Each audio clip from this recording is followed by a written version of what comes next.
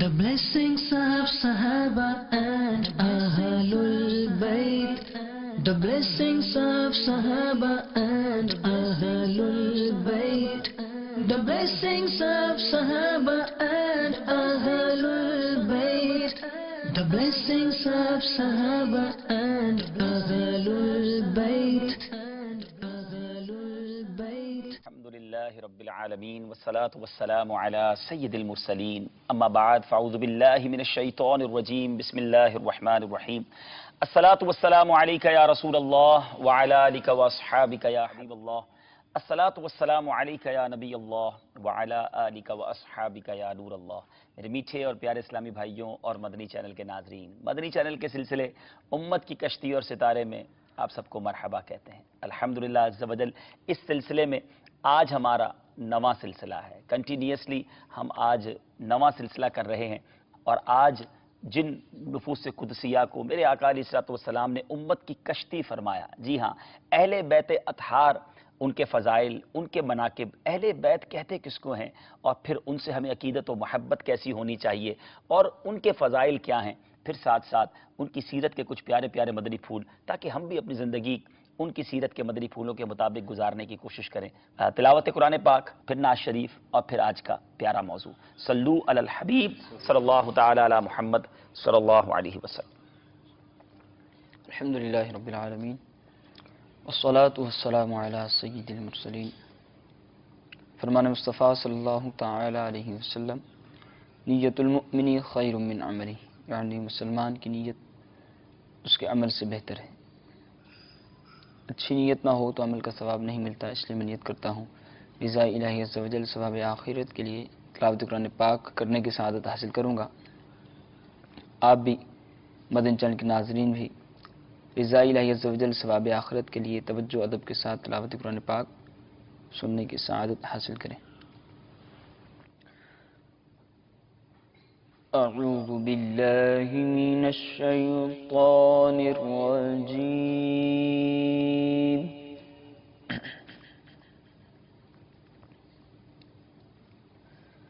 بسم اللہ الرحمن الرحیم۔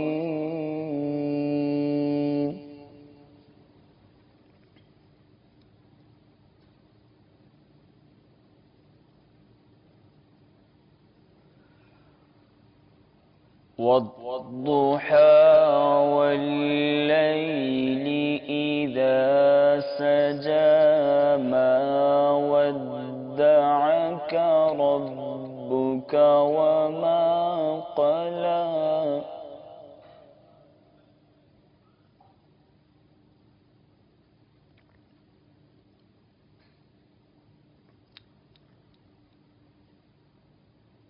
والضحى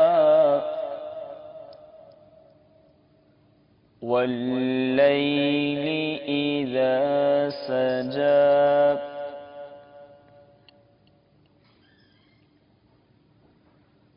ما ودعك ربك وما قلى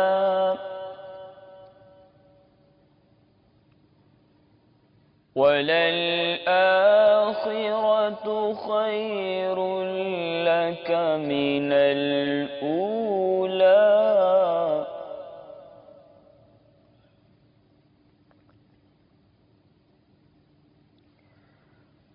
وَلَسَوْفَ يُعْطِيكَ رَبُّكَ فَتَرْضَىٰ أَلَمْ يَجِدْكَ يَتِيمًا فَآوَىٰ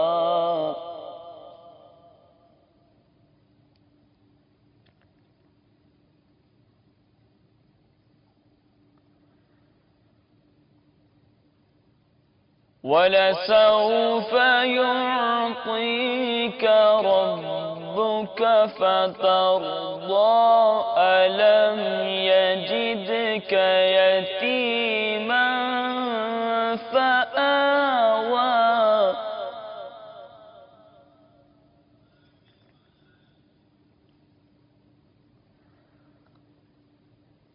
ووجدك ضالا فهدى ووجدك عائلا فأغنى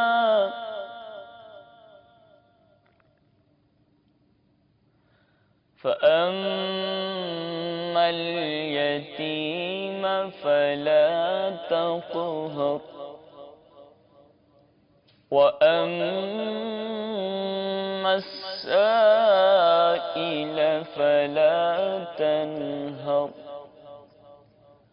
وأما بنعمة ربك فحدث صدق اللہ العظیم۔ سبحان اللہ، سبحان اللہ۔ میرے میٹھے میٹھے اور پیارے پیارے اسلامی بھائیوں، امت کی کشتی اور ستارے آج ہمارا سلسلہ ہے، اور آج انشاءاللہ اہل بیت اطہار ان کا تذکرہ خیر ہوگا۔ اللہ تعالیٰ ان کے تذکرہ خیر کی برکت سے ہم سب پر انوار و تجلیات کی بارش برسائے۔ وقت ہوا ہے نعت رسول مقبول کا، آئیے نعت شریف سنتے ہیں۔ صلو علی الحبیب صلی اللہ تعالی علی محمد صلی اللہ علیہ وسلم۔ صلو علی الحبیب صلی اللہ صلی اللہ علیہ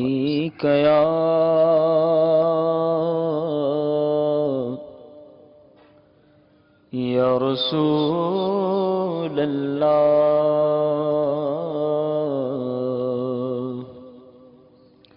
وسلم علیک یا حبیب اللہ۔ سیدی اعلیٰ حضرت کا بہت ہی پیارا کلام سبحان اللہ۔ پڑھنے کی سعادت حاصل کروں گا، ہو سکے تو تمام اسلام بھی اس میں میرے ساتھ شریک ہو جائیں۔ فرماتے ہیں، کیا ٹھیک ہو رخ نبوی پر مثال گل، کیا ٹھیک ہو رخ نبوی پر مثال گل، پامال جلوائے کف پاہ جمال گل، پامال جلوائے پاہ جمال گل، کیا ٹھیک ہو رخ نبوی پر مثال گل، جنت ہے ان کے جلوہ سے جویا رنگ و بو، جنت ہے ان کے جلوہ سے جویا رنگ و بو، جنت ہے ان کے جلوہ سے جویا رنگ و بو، اے گل ہمارے گل، اے گل ہمارے گل سے ہے گل کو سوال گل۔ میرے میٹھے میٹھے اور پیارے پیارے اسلامی بھائیوں، اعلیٰ حضرت رحمۃ اللہ تعالیٰ علیہ کے کچھ اشعار ایسا لگتا ہے کہ خود پکارتے ہیں کہ اس شعر کے بارے میں کچھ کہا جائے۔ کہتے ہیں نا بے اختیار اعلیٰ حضرت سے سچی بات تو یہ کہ امام اہل سنت سے پیار کرنے کے لیے ان کی شاعری کافی ہے، اگر وہ سمجھ آ جائے تو بندہ امام اہل سنت کا دیوانہ بن جائے۔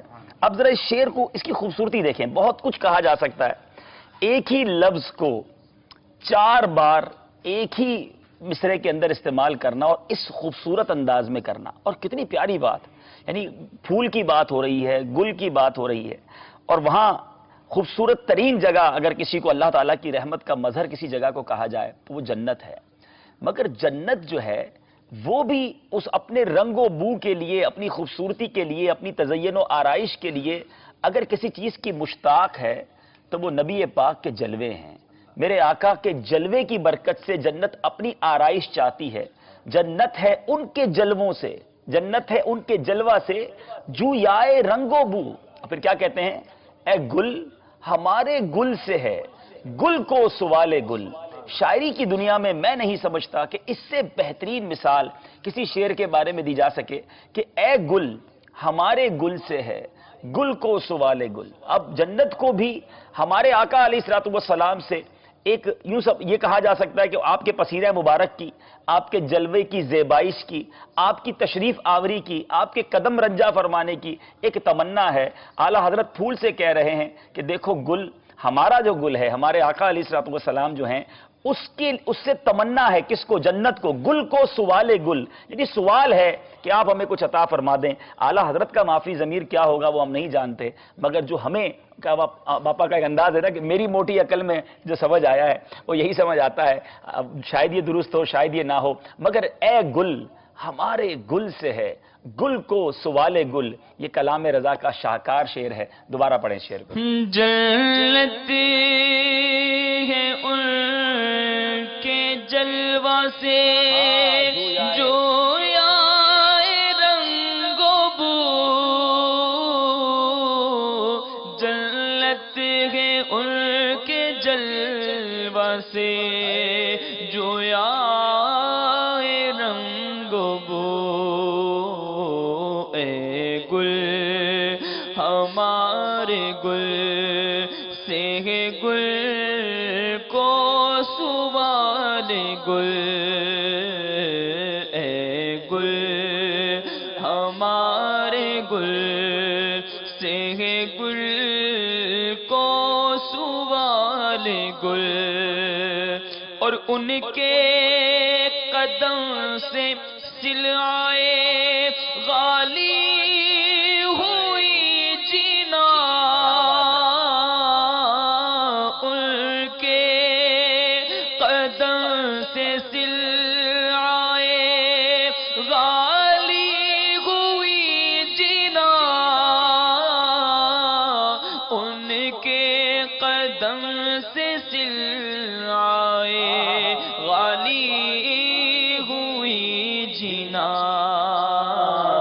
واللہ میرے گل سے جلال گل، کیا بات ہے، سبحان اللہ سبحان اللہ، واللہ میرے گل سے جا کیا بات ہے، کیا بات ہے، سبحان اللہ۔ جلال گل،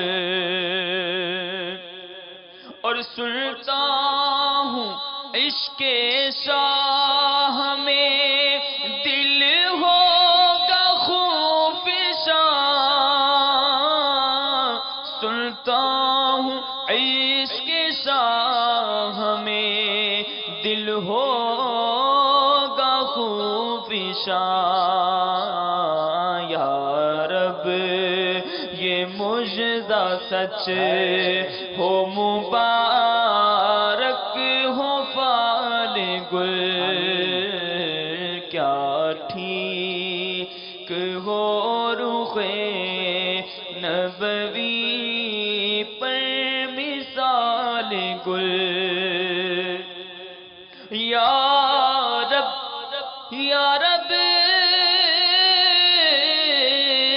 یا رب ہرا بھرا رہے داغ جگر کا باغ، یا رب ہرا بھرا رہے داغ جگر کا باغ، یا رب ہرا بھرا رہے داغ جگر کا باغ، ہر ماہ ماہ بہار ہو، ہر ماہ ماہ بہار ہو، اور ہر سال سال گل اور میں یاد شاہ میں روں انا دل کرے ہجوم میں یاد شاہ میں روں تو انا دل کرے ہجوم میں یاد شاہ میں روں انا دل کرے ہجوم ہر اشک لالا فام ہو ہر اشک لالا فام پہ ہو احتمال گل اور نعتِ حضور میں مترنم ہے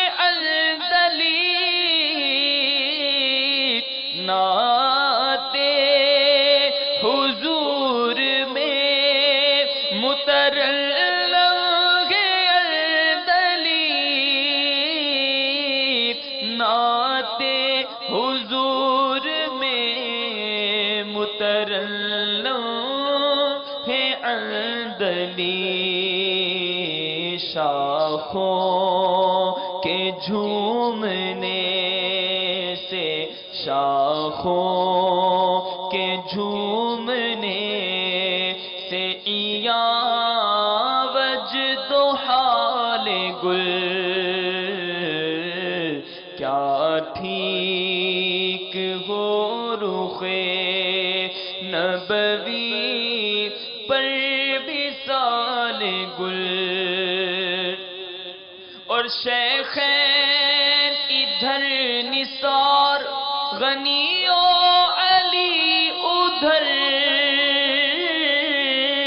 شیخین ادھر نثار غنی و علی ادھر غنچہ ہے بلبلوں کا غنچہ ہے بلبلوں کا یمین و شمال گل غنچہ ہے بلبلوں کا یمین و شمال گل کیا بات ہے سبحان اللہ دیکھا تھا خواب خار حرم عندلیب نے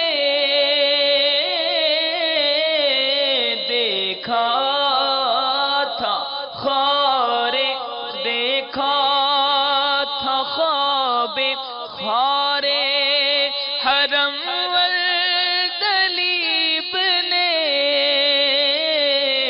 دیکھا تھا خواب خار حرم عندلیب نے کھٹکا کیا ہے آنکھ میں شب بھر خیال گل کیا ٹھیک ہو رخے اور یہ دعا ہم سب ایک بار مل کے کر لیتے ہیں جو سیدی اعلیٰ حضرت نے مانگی فرماتے ہیں کہ ان دو کا صدقہ جن کو کہا میرے پھول گئے ان دو کا صدقہ جن کو کہا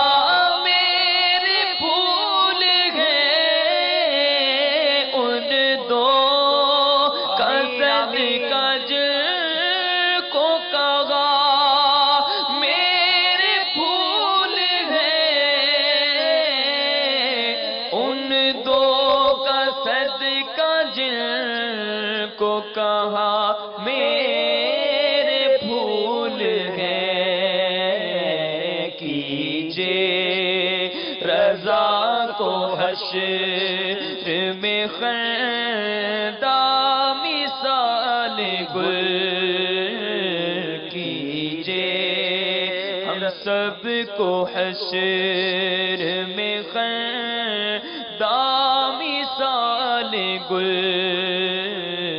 کیا ٹھیک ہو رخ نبوی پر مثال گل.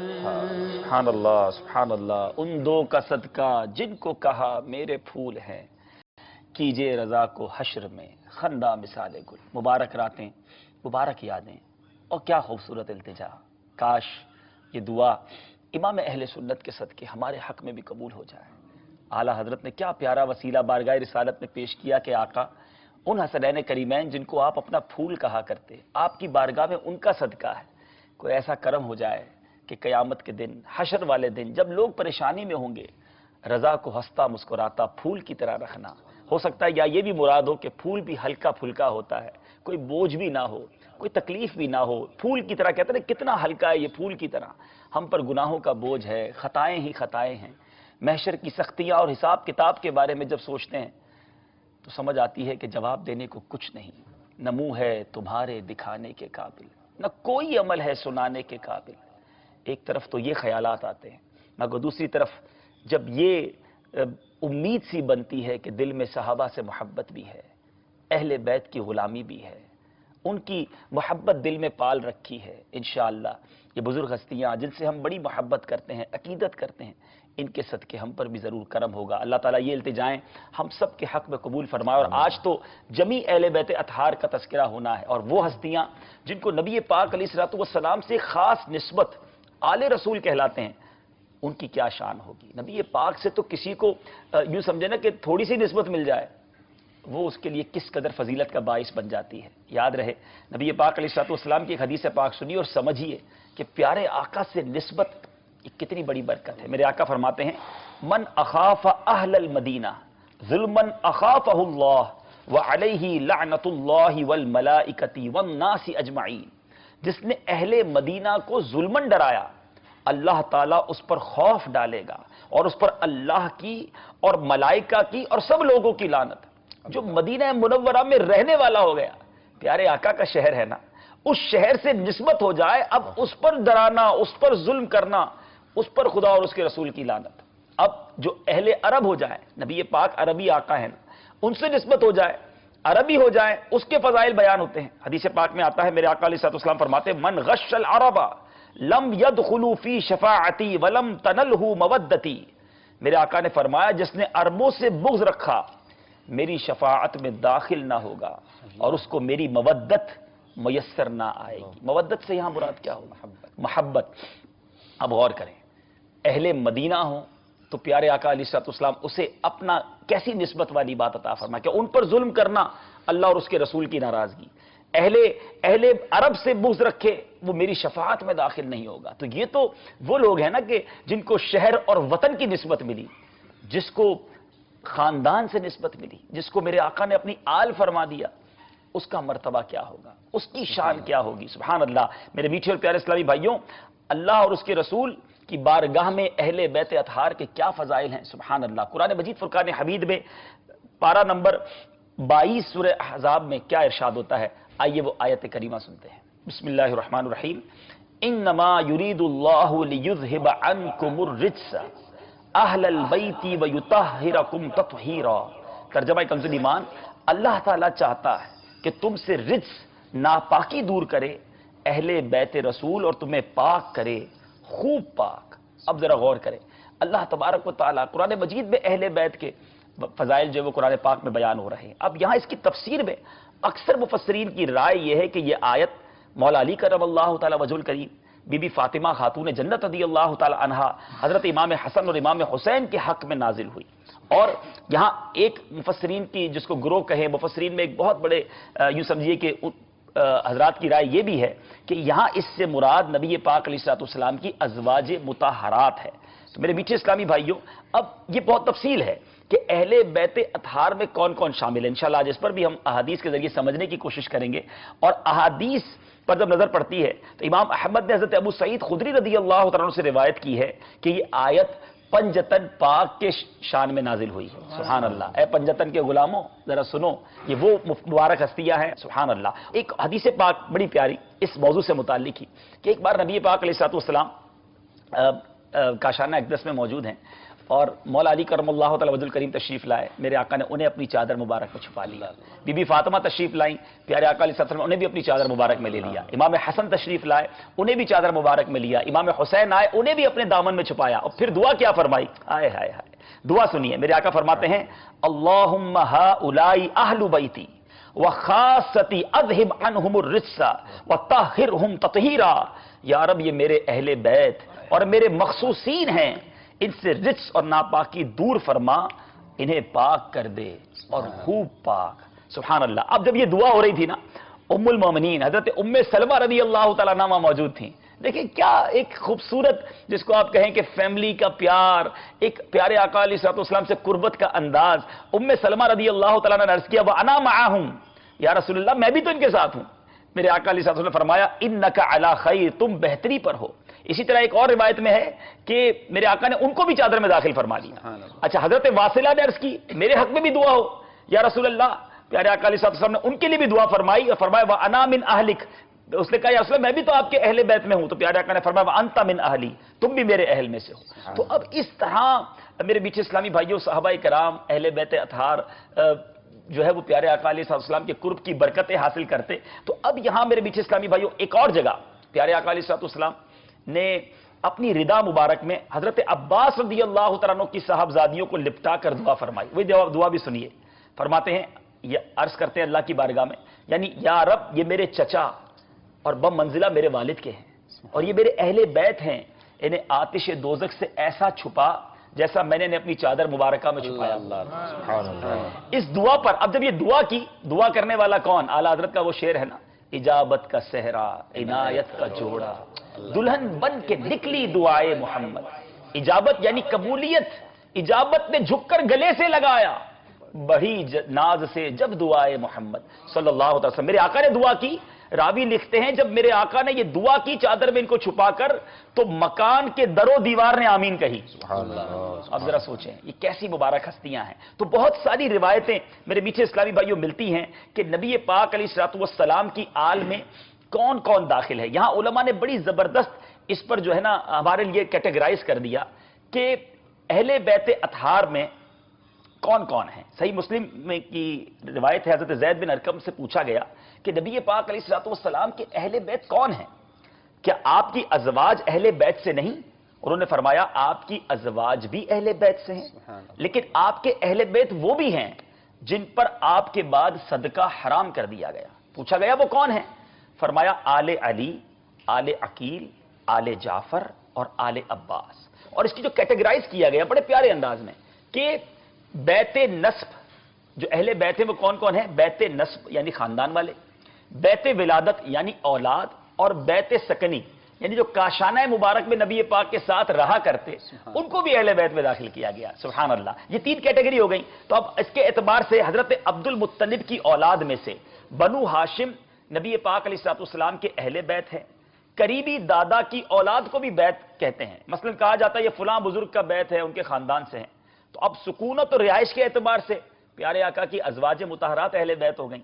और हजरत ज़ैद और उनके बेटे हजरत उसामा क्योंकि प्यारे आका के साथ ही रहा करते थे, इसलिए साहिब मिशकात ने मनाकिब अहले बैत के बाब में इनका भी जिक्र किया है। सुभान अल्लाह, क्या प्यारी तकसीम और कैसे फज़ाइल। यानी अज़वाज मुतहरात, और फिर प्यारे आका अलैहिस्सलाम बनु हाशिम की जो औलाद हो गई वो भी अहले बैत में, और फिर जिनको गुलामी का शरफ मिला, प्यारे आका के साथ ही रहे, तो उनको भी ये शरफ अता फरमा दिया गया। अहले बैत का जो लफ्ज़ है आपने काफ़ी माशाल्लाह कैटेगराइज इसको करके बयान किया। इसके अलावा भी बाज़ों के मुतालिक जो है वो दीगर सहाबा के भी अक़वाल मिलते हैं। जैसे सैयदना सलमान फारसी रज़ियल्लाहु ताला अन्हु के बारे में हज़रत अली रज़ियल्लाहु ताला अन्हु का कौल है कि ये हमारे अहले बैत से हैं। अब इनको अहले बैत में शामिल किया गया, ये खास करम नवाज़ी, खास कुर्ब की वजह से किया गया। देखिए जैसे आप अभी फरमा रहे थे ना कि सरकार सल्लल्लाहु अलैहि वसल्लम ने एक रिदा में लिया जी, तो जो करीब था उसने कहा कि मुझे भी ये शरफ मिले, तो उनको भी शामिल कर लिया गया। तो अब उसमें क्या होता है, ये खास फजीलत उन्हीं की है कि जिनको पहले बयान किया गया, और फिर उस पर शफकत उन पर है जिसने अर्ज भी कर दी, एजाजी तौर पर है जैसे। تو اب سرکار صلی اللہ تعالی علیہ وآلہ وسلم نے اہل بیت کے بارے میں جو احکامات ارشاد فرمائے، جو فضائل اور وہ مناقب بیان کیے گئے، اس کی بڑی تفصیل ہے، اور صحابہ کرام علیہم رضوان کے جو تقسیم ہے وہ بہت سارے اعتبار سے ہے، واہ سبحان اللہ، اور ہر ایک گروہ کے بارے میں آقا صلی اللہ تعالی وسلم نے الگ الگ اقوال ارشاد فرمائے۔ اچھا، بعض وہ ہیں کہ جن کے بارے میں قرآن میں خاص کیٹیگری کو بیان کیا گیا، اچھا بعض وہ ہیں کہ جن کو احادیث کے اندر بیان کیا گیا۔ اب دیکھیں جیسے اہل بیت کی ایک یہ تقسیم ہے، اسی طرح ایک عمومی فضیلت ہے قرآن کے اندر جو تمام ہی صحابہ کے بارے میں ہے کہ اللہ تبارک و تعالیٰ نے سب کے ساتھ جو ہے وہ حسنہ کا وعدہ فرمایا۔ پھر اس میں ایک گروہ ہے عشرہ مبشرہ کا، اسی طرح شیخین کا جو لفظ ہے، سیدنا صدیق اکبر اور فاروق اعظم، ایک یہ کیٹیگری ہے۔ اسی طرح پنجتن کی بھی دو طرح سے تعبیر کی جاتی ہے، ایک آپ نے جو بیان کی اور دوسری سرکار صلی اللہ تعالی علیہ وسلم اور چاروں خلفائے راشدین۔ اسی طرح خلفائے راشدین ایک الگ گروہ ہے۔ اسی طرح اصحاب بدر کے الگ فضائل بیان کیے گئے۔ اچھا، ہجرت مدینہ سے قبل کے صحابہ اور بعد کے صحابہ، ان کی ایک الگ کیٹیگری ہے۔ بیت رضوان والے، ان کو الگ سے فضائل کے اندر شامل کیا گیا ہے۔ عشرہ مبشرہ یہ ایک الگ گروہ ہے۔ اسی طرح بہت ساری تقسیمات ہیں، اور یہ ہمیں پتہ چلتا ہے کہ ہمارے آقا صلی اللہ تعالی وسلم نے اپنے قرب میں رہنے والوں کو کیسا کیسا نوازا ہے۔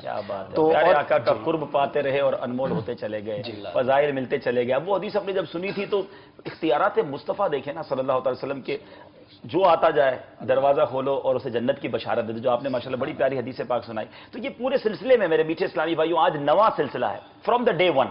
اگر ہم غور کریں کہ سیدنا ابوبکر صدیق رضی اللہ تعالیٰ عنہ کے فضائل سے ہم چلے تھے، خلفائے راشدین کے فضائل، پھر اس کے بعد ہم نے بقیہ عشرہ مبشرہ کے فضائل سنے، پھر ہم نے الحمدللہ خاتون جنت، ازواج مطہرات، حسنین کریمین کے فضائل سنے۔ یہ وہ مبارک ہستیاں ہیں، دیکھیں نا، امت کی کشتی اور ستارے، تذکرہ ہی ان لوگوں کا ہے جس کا امت کو سہارا ہے۔ میں نے عرض کیا تھا شروع میں کہ ہمیں ایک آسرا ضرور ہے، ایک دل کو دلاسا ملتا ہے، ہم گناہ گار صحیح، ہم خطا کار صحیح، مگر ہمیں صحابہ سے بھی پیار ہے، ہمیں اہل بیت سے بھی پیار ہے، اور انشاءاللہ دو جہاں میں اپنا بیڑا پار ہے۔ آپ بھی دل میں محبت ضرور رکھیں، مگر آج یہ بھی بات کریں گے کہ محبت کا تقاضا کیا فقط نیاز پکا لینا، ان کے نام کے جناب دارے لگا دینا یہی کافی ہے، یا محبت کچھ اور تقاضا بھی کرتی ہے؟ اس پر بھی انشاءاللہ مدنی پور حاصل کریں گے۔ آپ کی کالز سلسلے میں شامل کرتے ہیں۔ صلو علی الحبیب صلی اللہ تعالی علی محمد صلی اللہ علیہ وسلم۔ السلام علیکم۔ وعلیکم السلام ورحمۃ اللہ وبرکاتہ۔ میرا نام محمد عمران افضل ہے جی، اسٹوکن ٹرینٹ انگلینڈ سے بات کر رہا ہوں۔ ماشاءاللہ آپ کا یہ سلسلہ بہت اچھا جا رہا ہے، اللہ پاک آپ کو خیر و برکت عطا کرے۔ بہت اچھی اچھی باتیں آپ بتا رہے ہو، تو اگر آپ پلیز یہ ایک نعت ہے، اگر آپ اس کے چند اشعار سنا دیں، لب پھول دہن پھول۔ شکریہ جی، السلام علیکم۔ سر تاب قدم ہے تن سلطان زمن۔ یہ بھی اعلیٰ حضرت کا کمال ہے۔ دیکھیے دو طرح سے کمال ہوتا ہے کسی بھی صاحب فن کا، ایک ہے ایک ہی معنی کے لیے بہت سارے الفاظ کو استعمال کرنا جس کو مترادف کہا جاتا ہے، اور ایک ہے ایک ہی لفظ کو مختلف معنی کے اندر استعمال کرنا۔ اب جیسے گل والا کلام انہوں نے پڑھا تو لفظ گل کو کتنے معنوں کے اندر استعمال کیا گیا۔ اسی طرح جس کلام کی فرمائش آئی ہے، مطلب یہ ایسے اس کے آخر میں جو پھول ہے، پھول کو اعلیٰ حضرت رحمۃ اللہ تعالی علیہ نے مختلف معانی کے اندر جو ہے وہ استعمال کیا۔ اور جب یہ چیزیں دیکھتے ہیں تو امیر اہل سنت کا وہ قول یاد آتا ہے، فرماتے ہیں کہ مجھے تو ایسا لگتا ہے کہ امام اہل سنت اعلیٰ حضرت رحمۃ اللہ تعالی کی بارگاہ میں الفاظ دست بدستہ حاضری دیتے تھے کہ کاش ہمیں آپ کے کلام میں جگہ مل جائے تو ہماری خوش قسمتی ہوگی۔ شعراء جو ہے وہ ڈکشنریوں میں ڈھونڈا کرتے ہیں، یار یہ اس کا کوئی لفظ مل جائے، کوئی خوبصورت یہاں پر ایڈجسٹمنٹ ہو جائے، لیکن امام اہل سنت کے کلام کو دیکھتے ہیں تو یہ تصور بنتا ہے۔ میٹھے اور پیارے اسلامی بھائی، ہو سکتا ہے کہ آپ یہ سوچ رہے ہیں، اور واقعی جی تو میرا بھی یہ چاہتا ہے کہ جب یہ کلام پڑھیں تو ہم اس کی تشریح میں چلے جائیں، اعلیٰ حضرت کے اور فضائل اور کلام کی خوبصورتیاں بیان کریں، لیکن چونکہ ٹاپک ہمارا امت کی کشتی اور ستارے، مگر الحمدللہ ایک مہینے ہی کی بات ہے، اب ماہ رضا آیا چاہتا ہے۔ سفر المظفر میں انشاءاللہ خوب ذکر رضا کریں گے، اور اس میں اعلیٰ حضرت کے اشعار کی تشریح بھی، اعلیٰ حضرت کے کلام بھی سنیں گے خوب انشاءاللہ، اور اس پر اور زیادہ شروع ہیں۔ ہاں ہم سمجھ قریب پروموز بھی انشاءاللہ پروموز بھی چلنا شروع ہو جائیں گے۔ آج بھی آپ کو ہم ایک مدنی گلدستہ دکھانے جا رہے ہیں، روزانہ دکھاتے ہیں، آج بھی دکھائیں گے۔ اہل بیت اطہار سے اس کو خاص تعلق حاصل ہے، ابھی نہیں، تھوڑی دیر بعد انشاءاللہ۔ ایک اور کال دے دیجئے۔ تجسس السلام علیکم ورحمۃ اللہ وبرکاتہ۔ وعلیکم السلام ورحمۃ اللہ وبرکاتہ۔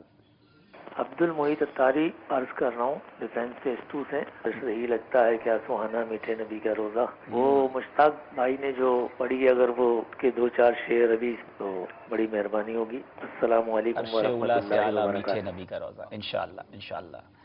اگلی کال دے دیں. میرا نام محمد عدنان اتاری ہے، میں باب المدینہ کراچی سے عرض کر رہا ہوں. حضور آپ کی بارگاہ میں عرض ہے کہ مجھے ایک کلام سنا دیجیے. صحابہ صحابہ ہمارے صحابہ. جزاک اللہ. السلام علیکم ورحمۃ اللہ وبرکاتہ. آپ ہی پیارے بھائی پورا سنا دیتے تو کیا بات تھی. ماشاءاللہ آپ کی آواز بھی بڑی پیاری ہے. اگلی کال دے دیجیے. السلام علیکم ورحمۃ اللہ وبرکاتہ. وعلیکم السلام ورحمۃ اللہ وبرکاتہ. میرا نام محمد عظیم اتاری ہے، میں مکہ معظمہ سے ہوں. میں رہنے والا ہند کا ہوں، مراد آباد کا. جی مجھے آپ کا پروگرام بہت اچھا لگ رہا ہے. امت کی چشتی اور ستارے. ماشاءاللہ. مکہ پاک میں آپ نے ہماری حوصلہ افزائی فرمائی. اللہ پاک آپ کو جزائے خیر دے. ہماری حاضری کے لیے بھی دعا فرما دیجئے، بے حساب مغفرت کے لیے بھی دعا کر دیجئے. اگلی کال دے دیجئے. میں محمد رمضان عرب شریف سے عرض کر رہا ہوں. گزارش ہے حاجی صاحب، گزارش یہ ہے کہ حاجی صاحب میرے لیے خصوصی دعا فرمانا. تھوڑی مشکل ہے یا کمے کی، آپ کی دعا کا صدقہ، بابا جی کی کرم نوازی کا صدقہ انشاءاللہ رب العزت تھوڑی سی پریشانی کو دور فرمائے. اور مدنی چینل 24 گھنٹے میرے روم میں چلتا رہتا ہے. میں ادھر ایک کمپنی میں امام مسجد ہوں، مسجد میں امامت کراتا ہوں. تو روم میں نے ٹی وی لگایا ہوا ہے، 24 گھنٹے مدنی چینل چل رہا ہے. اپنے دوست بنگلہ دیش کے ہیں، ان کو ساتھ بیٹھا کے مدنی مذاکرہ سنتے ہیں. اور مدنی چینل کے جتنے بھی ایسے پروگرام ہیں ہم باقاعدگی سے سنتے ہیں. اللہ رب العزت دعوت اسلامی کو ترقی عطا فرمائے. خلق کائنات امیر اہل سنت کا سایہ ہم اہل سنت پر قیامت تک آپ کا سایہ ہمارے سروں پر قائم و دائم فرمائے. جزاک اللہ خیر. السلام علیکم ورحمۃ اللہ وبرکاتہ. ورحمۃ اللہ وبرکاتہ. اللہ تبارک و تعالیٰ کی بارگاہ میں اہل بیت اطہار کا وسیلہ ہے کہ مالک کریم ان کے وسیلے سے آپ کی اور جملہ تمام اسلامی بھائیوں کی ساری پریشانیوں کو دور فرمائے. ہم سب کو دنیا اور آخرت کی پریشانیوں سے محفوظ فرمائے. بڑے پریشان حال ہیں اسلامی بھائی، بڑی مشکلوں میں ہیں. اللہ تعالیٰ اس مبارک مہینے کے صدقے جو جس پریشانی میں ہے کرم فرمائے اور ان پریشانیوں کو دور فرمائے. کچھ کلاموں کی فرمائش آ گئی. آج ماشاءاللہ ہمارے ساتھ کافی سارے اسلامی بھائی ہمارے اسٹوڈیو میں بھی موجود ہیں اور مرحبا کہتے ہیں. مجھے بتایا گیا ہے کہ سردار آباد فیصل آباد سے بذریعہ ہوائی جہاز کافی سارے ہمارے تاجر اسلامی بھائی بارگاہ میرے سنت میں حاضری دینے آئے ہیں. آج پہنچے ماشاءاللہ. آپ کو عالمی مدنی مرکز میں مرحبا کہتے ہیں اور فیضان مدینہ میں انشاءاللہ امید ہے آپ وقت گزاریں گے، مدنی مذاکرے سے برکتیں حاصل کریں گے. دنیا بھر سے اسلامی بھائیوں کی آمد فیضان مدینہ میں رہتی ہے اور اب جو دن ہیں بڑے بالخصوص بہت زیادہ ہمارے پاس اسلامی بھائیوں کی آمد ہے کیونکہ میری معلومات کے مطابق کئی سارے سنی جامعات کے طلباء پہنچ چکے ہیں اور کئی آن دا وے ہیں ہزاروں کی تعداد میں. انشاءاللہ کل سے مدنی مذاکروں میں ناظرین بھی دیکھیں گے کہ یہ طلباء امیر اہل سنت کی بارگاہ میں حاضر ہو رہے ہیں، تاجران حاضر ہو چکے ہیں اور بھی بہت سارے اسلامی بھائی. اس وقت فیضان مدینہ میں ایک بہار کا سما ہے. کچھ آ رہے ہیں اور ہزاروں قافلے میں سفر کر قافلوں چکے کی ہیں. تو جو ریل پیل ہے وہ تو کل کی جو ماشاءاللہ خبر تھی ماشاءاللہ سن کے دل خوش ہو حیران ہو گئے. کلم کے ایک ڈویژن سے باب المدینہ کے ایک ڈویژن کی کارکردگی میں سن رہا تھا کہ ایک ڈویژن سے 1000 سے زیادہ اسلامی قافلے میں سفر کر چکے تھے. ایک ڈویژن سے ایک کابینہ سے 3000 سے زیادہ اسلامی قافلے میں سفر کر چکے تھے اور ہزاروں کی تعداد میں باب المدینہ نہ صرف بلکہ پورے پاکستان میں اسلامی مدنی قافلوں میں ہیں اور انشاءاللہ امید ہے بلکہ نہ صرف پاکستان بلکہ ہند میں اور ہر جگہ مدنی قافلوں کی بہاریں ہیں. جو مدنی قافلوں کے مسافر ہیں اللہ تعالیٰ ان سب کا سفر اپنی بارگاہ میں قبول فرمائے. جو نہیں کر سکے اب تک سفر انہیں بھی سفر کرنا چاہیے اور جو یہاں فیضان مدینہ دور دراز سے سفر کر کے آئے ہیں رب کریم ان کا سفر بھی اپنی بارگاہ میں قبول فرمائے. آئیے کچھ کلام سنتے ہیں. صلو علی الحبیب صلی اللہ تعالی علی محمد صلی اللہ علیہ وسلم.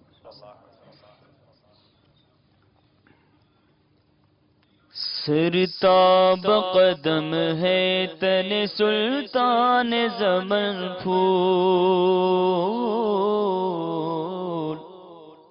سرتاب قدم ہے تن سلطان زمن پھول، لب پھول دہن پھول ذقن پھول بدن پھول، لب پھول دہن پھول ذقن پھول بدن پھول، تنکا بھی ہمارے تو ہلائے نہیں ہلتا،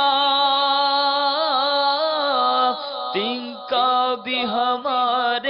تو ہلائے نہیں ہلتا، تنکا بھی ہمارے تو ہلائے نہیں ہلتا، تم چاہو تو ہو جائے ابھی کوہ محن پھول، تم چاہو تو ہو جائے ابھی کوہ محن پھول، واللہ جو مل جائے، واللہ جو مل جائے میرے گل کا پسینہ، واللہ جو مل جائے میرے گل کا پسینہ، واللہ جو مل جائے میرے گل کا پسینہ، مانگے نہ کبھی عطر نہ پھر چاہے دلہن پھول، مانگے نہ کبھی عطر نہ پھر چاہے دلہن پھول، اور کیا بات رضا اس چمنستان کرم کی،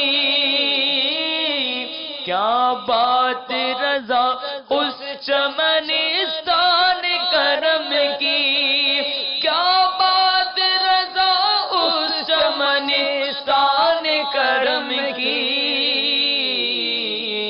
زہرا ہے کلی جس میں حسین اور حسن پھول، زہرا ہے کلی جس میں حسین اور حسن پھول۔ سبحان اللہ، کیا بات ہے، کیا بات رضا اس چمنستان کرم کی۔ اعلیٰ حضرت ایک خوبصورت باغ کا تذکرہ بھی کس پیارے انداز میں کر رہے ہیں کہ وہ کرم کا چمنستان ہے جہاں سے کرم کے چشمے پھوٹتے ہیں، اور زہرا بی بی فاطمہ خاتون جنت کا بڑا پیارا لقب ہے، آپ کو زہرا کہا جاتا اور اس کا مطلب بھی کلی ہے، زہرا ہے کلی۔ اور پھر حدیث پاک کی طرف کیا خوبصورت کمال ہے، امام حسنین کریمین کو پھول کہا، اب پھول اور کلی کو ملا کے چمنستان کرم کی بات کی، سبحان اللہ۔ بغیر آپ نہیں رہ سکے نا، میں کیسے رہ سکتا ہوں، اعلیٰ حضرت کے اتنے خوبصورت اشعار ہوں تو کچھ نہ کچھ اس پر برکتی لینے کے لیے عرض کر رہے ہوتے ہیں۔ سبحان اللہ، سبحان اللہ۔ کچھ فضائل اہل بیت اطہار کے، پیارے آقا علیہ الصلوۃ والسلام کی اتنی احادیث، سرکار دو عالم صلی اللہ علیہ وسلم نے ارشاد فرمایا، میں تم میں دو چیزیں چھوڑتا ہوں، جب تک تم انہیں نہ چھوڑو گے ہرگز گمراہ نہ ہوگے، ایک کتاب اللہ، ایک میری آل۔ سبحان اللہ، اب ذرا غور کریں کس قدر پریورٹی والی بات ہے، کس قدر بڑی بات ہے کہ کتاب اللہ کے بعد جس کا تذکرہ کیا وہ اپنی آل کا تذکرہ کیا۔ فضائل احادیث میں کیا فرماتے ہیں؟ سبحان اللہ۔ اہل بیت کرام جی، ان کی عظمت، ان کے فضائل وہ تو کتب احادیث کے اندر بھرے پڑے ہیں، مختلف قسم کے، بلکہ پورے پورے باب ان پر باندھے گئے ہیں۔ نبی کریم علیہ السلام کی ایک حدیث، اور یہ حدیث پاک ہمارے سلسلے کا ایک حصہ بھی ہے۔ واہ واہ واہ۔ اس حدیث کے راوی حضرت ابو ذر غفاری بھی ہیں، اور اس کے علاوہ حضرت عبداللہ بن زبیر سے بھی یہ روایت ہے، ابن عباس سے بھی ہے، حضرت ابو سعید خدری سے بھی ہے، کافی سارے صحابہ کرام علیہم رضوان اس حدیث کے راوی ہیں۔ حضرت ابو ذر غفاری آپ کہتے ہیں کہ سمعت النبی صلی اللہ علیہ وسلم یقول، کہ میں نے نبی کریم علیہ السلام کو فرماتے سنا کہ الا ان مثل اہل بیتی فیکم مثل سفینۃ نوح، فرمایا کہ میری اہل بیت کی مثال تم میں ایسی ہے جس طرح کے نوح علیہ السلام کی کشتی، من راکبہا نجا فمن تخلف عنہا ہلاکا، کہ جو اس پہ سوار ہو گیا وہ نجات پا گیا، اور جو پیچھے ہٹا رہا ہلاک ہو گیا۔ سبحان اللہ، سبحان اللہ۔ اب یہاں تک تو حدیث بڑی مشہور ہے، لیکن آگے ایک الفاظ حضرت ابو سعید خدری رضی اللہ تعالیٰ عنہ کی روایت کے وہ بڑے دلچسپ ہیں۔ اس میں الفاظ یہ ہیں کہ ارشاد فرمایا وَإِنَّمَا مَثَلُ أَهْلِ بَيْتِ مَثَلُ بَابِ حِتَّةٍ فِي بَنِي إِسْرَائِيلَ مَنْ دَخَلَهُ غُفِرَ لَهُ، ارشاد فرمایا کہ میری اہل بیت کی مثال وہ باب حتہ جو بنی اسرائیل کا تھا، کہ وہ بنی اسرائیل کو حکم ہوا کہ انہوں نے نافرمانی کی، اور نافرمانی کرنے کی بنیاد پر رب تعالیٰ کی بارگاہ میں توبہ کی، تو رب نے ارشاد فرمایا کہ تم باب حتہ کے اندر داخل ہو تو تمہاری مغفرت کر دی جائے گی۔ تو ارشاد فرمایا کہ میری اہل بیت کی مثال وہ باب حتہ کی طرح ہے کہ گویا کہ اہل بیت کرام کے ساتھ محبت کرو گے تو رب تعالیٰ تمہارے گناہوں کو مٹا دے گا۔ سبحان اللہ، سبحان اللہ، سبحان سبحان اللہ۔ اللہ۔ تو اہل بیت کرام کی محبت، یہ ان کی الفت، یہ انتہائی ضروری ہے۔ یہ کہا جا سکتا ہے کہ ہمارے ایمان کا تقاضا ہے، اگر اہل بیت اطہار کی محبت دل میں سبحان نہیں، اللہ۔ ایمان کی مضبوطی کے لیے ضروری ہے، کیونکہ جس طرح کے فرامین مصطفیٰ ملتے ہیں کہ اہل بیت اطہار سے محبت نہیں تو پھر تو ایمان ہی قابل نہیں ہو سکتا نا، کیونکہ یہ محبت بھی دراصل نبی پاک علیہ السلام کی محبت ہے۔ بے شک نبی کریم صلی اللہ علیہ وسلم کی باقاعدہ اس کے بارے میں حدیث شریف ہے۔ جی، آپ نے ارشاد فرمایا کہ احب اللہ لما یغذوکم بہ من نعمہ، کہ اللہ تبارک و تعالیٰ سے محبت اس لیے کرو کہ رب تعالیٰ جل جلالہ وہ تمہیں نعمتیں عطا فرما رہا ہے۔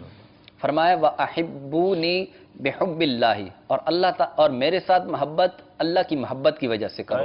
وَأَحِبُّوا أَهْلَ بَيْتِي لِحُبِّي، اور فرمایا کہ میری اہل بیت کے ساتھ محبت میری محبت کی وجہ سبحان سے۔ اللہ، سبحان اللہ۔ تو اب یقیناً پتہ چلا کہ جو اہل بیت کرام کی محبت ہے وہ نبی کریم علیہ السلام کی محبت کے لیے ایک زینہ ہے، اور یہ زینہ اگر طے ہوگا تو آگے سرکار کی محبت اور سرکار دو عالم صلی اللہ علیہ وسلم کی محبت یہ رب تعالیٰ کی محبت کی طرف لے کے جائے گی۔ سبحان اللہ۔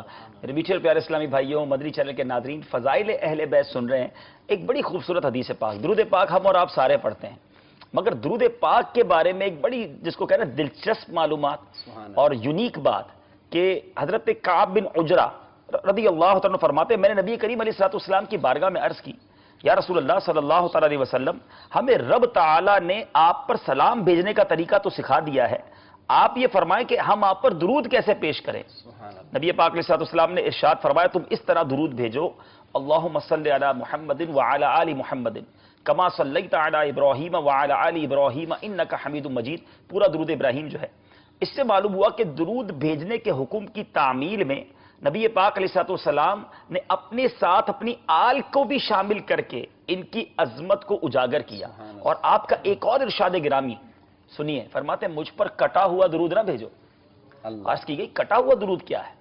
فرمایا صرف اللہم صلی علی محمد کہنا، تم یوں کہا کرو اللہم صلی علی محمد وعلی آل محمد۔ تو جب بھی درود بھیجیں کوشش کریں کہ نبی پاک علیہ السلام کی آل کو شامل کیا جائے۔ اب اس سے اندازہ ہوتا ہے کہ خود نبی پاک علیہ السلام کا اپنی آل سے محبت اور امت کی تعلیم کہ کس طرح امت جو ہے سرکار علیہ السلام کی آل سے محبت فرمائے۔ تو فضائل ہی فضائل ہیں۔ سیدنا سلمان فارسی رضی اللہ تعالیٰ کا تذکرہ ہوا، بڑے دلچسپ واقعات ہیں ان کی سیرت کے، کچھ اس بارے میں ارشاد فرمائیں۔ ماشاءاللہ ان کی سیرت تو بڑی ہی طویل ہے، چند واقعات عرض کروں گا، اور سب سے جو ایک طویل بھی ہے لیکن مختصر بیان کروں گا، دلچسپ بھی ہے، آپ کے ایمان لانے کا جو واقعہ ہے۔ آپ جو ہے وہ ایران اور فارس یہ جو علاقہ ہے، یعنی فارسی سے مراد ایران فارس کے تھے، یہ علاقہ جو ہے نا، اب کی تقسیم اور ہوگی، اس زمانے کی کچھ اور ہوگی، لیکن علاقہ یہی ہے۔ آپ اہل عرب میں سے نہیں تھے، ٹھیک ہے، آپ یہاں کے رہنے والے تھے، لیکن اللہ تبارک و تعالیٰ نے آپ کے دل میں حق کی تلاش اور جستجو ڈال دی تھی۔ اب بہت بڑے عالم تھے، یعنی قرآن سے جو پہلے کی انجیل اور تورات وغیرہ جو کتابیں تھیں ان کے بھی بہت بڑے عالم تھے۔ اچھا، آپ کے دل میں یہ تھی کہ میں نبی آخر الزمان صلی اللہ تعالی علیہ وآلہ وسلم کو تلاشوں اور ان پر بھی ایمان لانے کا سلسلہ ہو، تو آپ اس تلاش کے لیے لوگوں سے پوچھا کہ میں کیا کروں؟ تو کسی نے بتایا کہ روم کے علاقے کے اندر فلاں شخص جو ہے وہ بہت بڑا عالم ہے، آپ ان کے پاس چلے جائیں۔ یہاں سے ان کا سفر شروع ہوتا ہے، اپنا گھر بار، کاروبار، جو بھی خاندان تھا، جو بھی تھا یہاں پر سب چھوڑا اور حق کی تلاش میں اپنے گھر سے نکل پڑے، اکیلے نکل پڑے۔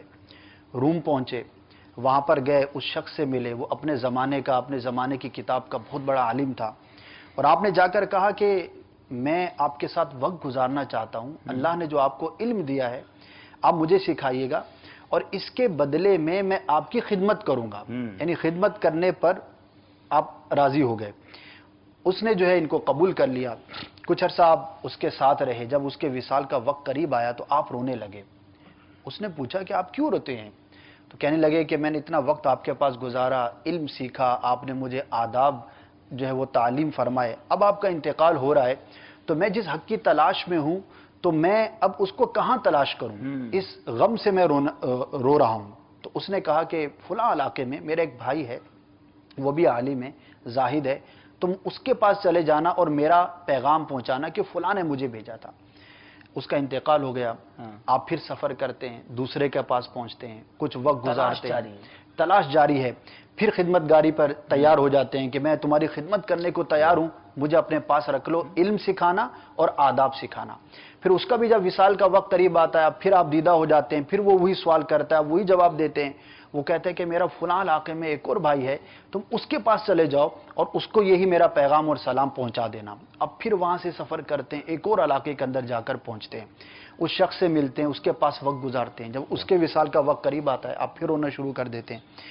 تو اب وہ یہ کہتا ہے کہ میں اپنے علاوہ کسی ایسے شخص کو تو نہیں جانتا کہ جس کی طرف میں آپ کو ریفر کروں، لیکن مجھے کتابوں میں جو میں نے نشانیاں پڑھی ہیں، انجیل میں، تورات میں، اور جو پرانی آسمانی کتابیں ہیں، اس سے جو میرا علم ہے وہ یہ کہتا ہے کہ ان قریب آخری نبی دنیا میں تشریف لانے والے ہیں یا لا چکے ہوں گے۔ اب تم ایسا کرو، فلاں علاقے میں چلے جاؤ، وہاں پر مکے کے تاجر آتے ہیں اپنا مال تجارت لے کر، ان سے پوچھتے رہنا کہ تمہارے علاقے کے اندر فلاں فلاں نشانی کا جو شخص ہے وہ آ چکا، کسی نے اعلان نبوت کیا یا نہیں، جب تمہیں خبر ملے تو تم چلے جانا۔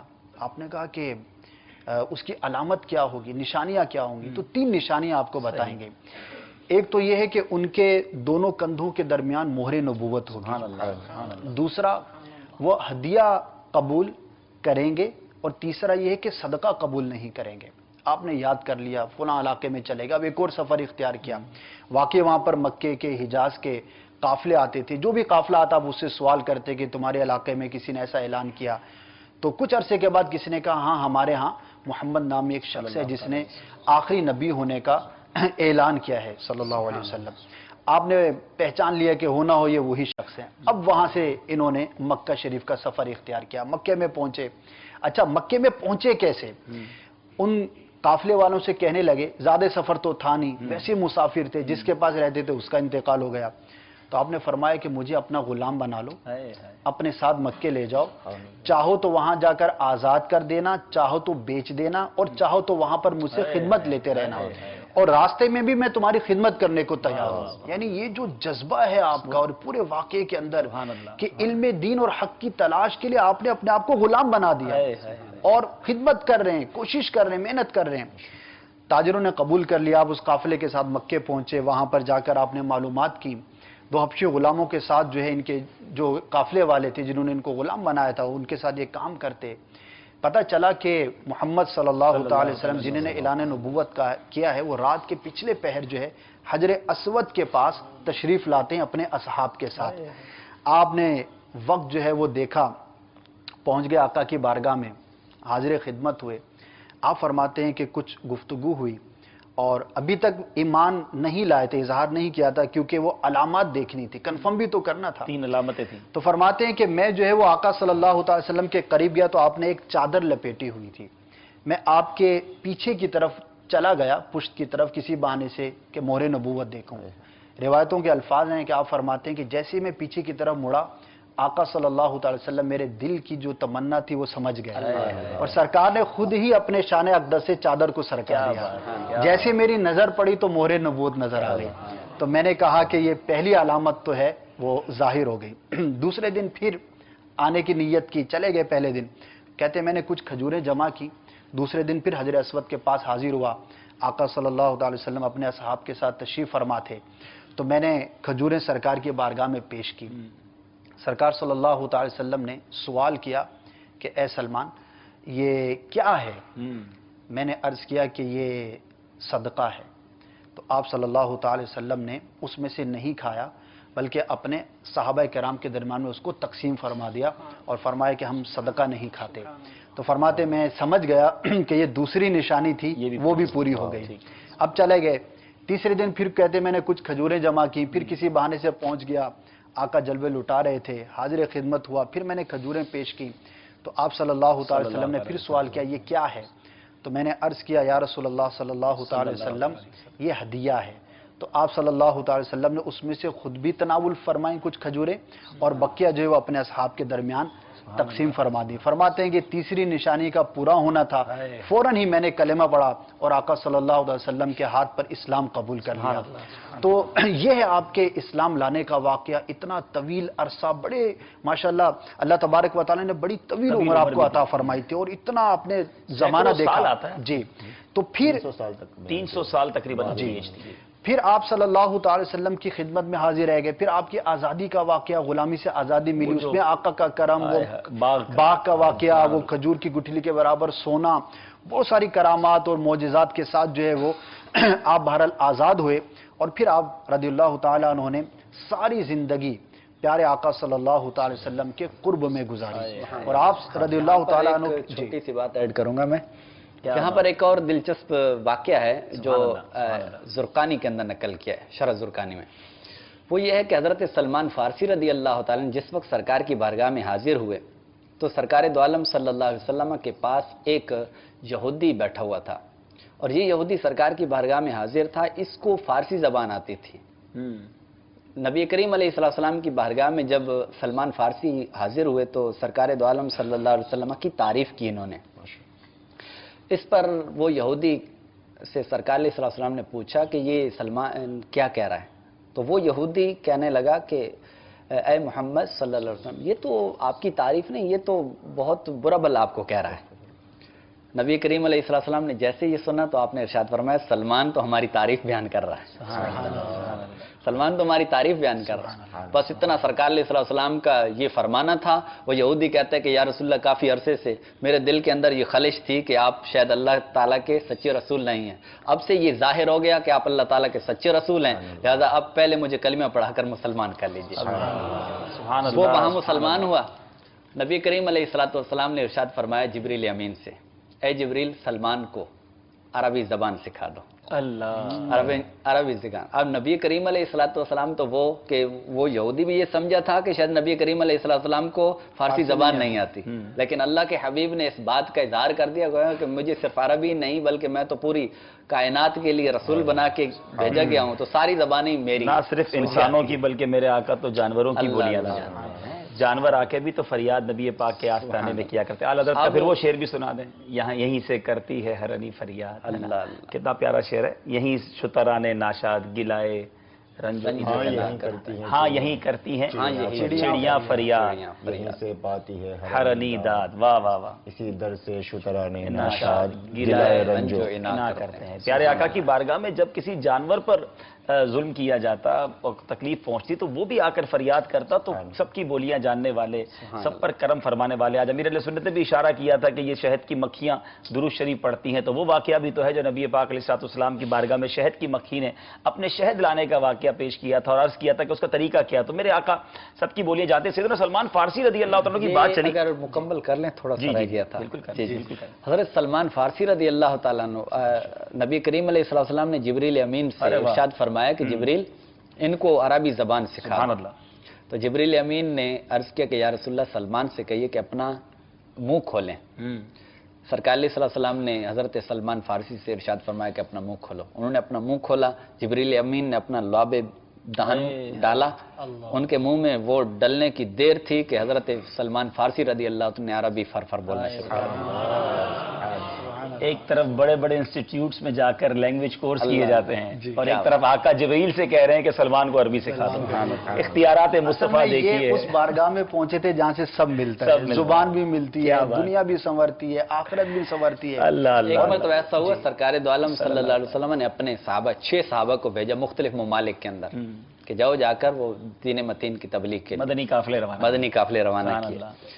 تو صحابہ کرام علیہ رضوان کہتے ہیں ہمیں عربی ان کی زبان کا پتہ ہی نہیں تھا کہ کیا زبان ہے, لیکن جیسے ہی ہم علاقے کے قریب پہنچے تو ہم نے فر بولنا شروع کر دیا انہی کی زبان. بھیجا کس نے تھا؟ سبحان اللہ, سبحان اللہ. میرے سلمان فارسی رضی اللہ تعالیٰ عنہ آپ کے علم کی گواہی آقا صلی اللہ علیہ وسلم نے ارشاد فرمائی. یعنی آپ نے ایک صحابی کو کچھ ارشاد فرمایا, صحابی کے پاس تشریف لے کر گئے, آپس میں مکالمہ ہوا. انہوں نے گفتگو جو ہے وہ سرکار کی بارگاہ میں عرض کی کہ سلمان فارسی نے مجھے یہ کہا ہے.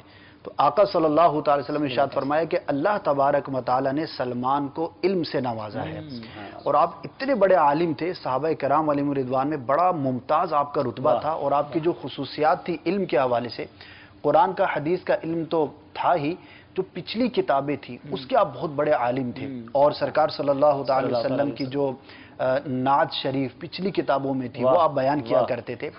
اور ایک اور بڑا تاریخی آپ کی ذات کے حوالے سے واقعہ ہے کہ جب غزوہ خندق کا موقع ہوا اور بڑا شدید حملہ تھا، اس کو احزاب بھی کہا جاتا ہے کیونکہ عرب کے بہت بڑی تعداد میں قبیلے ایک ساتھ آ کر حملہ آور ہوئے تھے، اور بظاہر ڈیفینڈ کرنا وہاں پر بڑا دشوار نظر آ رہا تھا۔ تو سرکار صلی اللہ تعالی وسلم نے مشورہ طلب فرمایا، آپ کی جو عادت کریمہ تھی کہ کیسے لڑا جائے، مدینے سے باہر نکل کے لڑا جائے یا یہی رہ کے لڑا جائے، تو اس وقت سیدنا سلمان فارسی رضی اللہ تعالیٰ عنہ کا یہ مشورہ تھا کہ اے آقا، میں نے دیکھا ہے ہمارے فارس کے علاقوں میں یوں بھی اپنے علاقے کی حفاظت کی جاتی ہے، تو کیوں نہ ہم ایک طرف جو ہے وہ خندق کھودیں، بقیہ جغرافیہ اس کا بیان کیا جائے، ایک طرف پہاڑ تھا، یہ ان کا آئیڈیا جی، دوسری طرف جو وہ ہمارے جو حلیف قبیلے ہیں وہ ہیں۔ تو سیدنا سلمان فارسی رضی اللہ تعالی عنہ کے مشورے کو سرکار نے قبول فرمایا اور خندق کھودی گئی، اور اس کی نسبت سے اس جنگ کا نام ہی جنگ خندق پڑا۔ اچھا، یہ کافروں کے لیے بڑا اچھمبے والی بات، یہ بالکل شاکڈ ہو گئے کہ یہ کون سی حکمت عملی، یعنی یہ جنگی پہلی بار حکمت عملی یوں یوز کی گئی نبی پاک علیہ السلام کی بارگاہ میں جب یہ مشورہ آیا۔ اور پھر غزوہ خندق پر بات کی جائے تو کیسے کیسے معجزات وہاں جو ظہور ہوا، حضرت جابر رضی اللہ تعالیٰ کا واقعہ وہاں پر، وہ بکری کا واقعہ، پھر ان کے بچوں کا زندہ کر دینا، اور پھر وہ جو نبی پاک کی قوت کا اظہار کہ جو بڑی چٹان کسی سے نہ ٹوٹتی، اور نبی پاک علیہ السلام نے اس پر بھوک کا اظہار، وہ ساری چیزیں، بہت ساری باتیں، سبحان اللہ۔ آخر میں ان کی ایک بات عرض کر دوں میں، پھر انشاءاللہ اور بھی بہت سارے اہل بیت کا تذکرہ ہے۔ ان کی وفات کے وقت بعض صحابہ ان کے پاس عیادت کے لیے تشریف لے کر گئے، آپ بیمار تھے، تو آپ دیدہ تھے، رو رہے تھے، تو آنے والے نے پوچھا کہ اے سلمان، کیا دنیا کے چھوٹنے پر رو رہے ہو؟ حالانکہ تم تو اپنے آقا صلی اللہ علیہ وسلم سے عنقریب ملنے والے ہو۔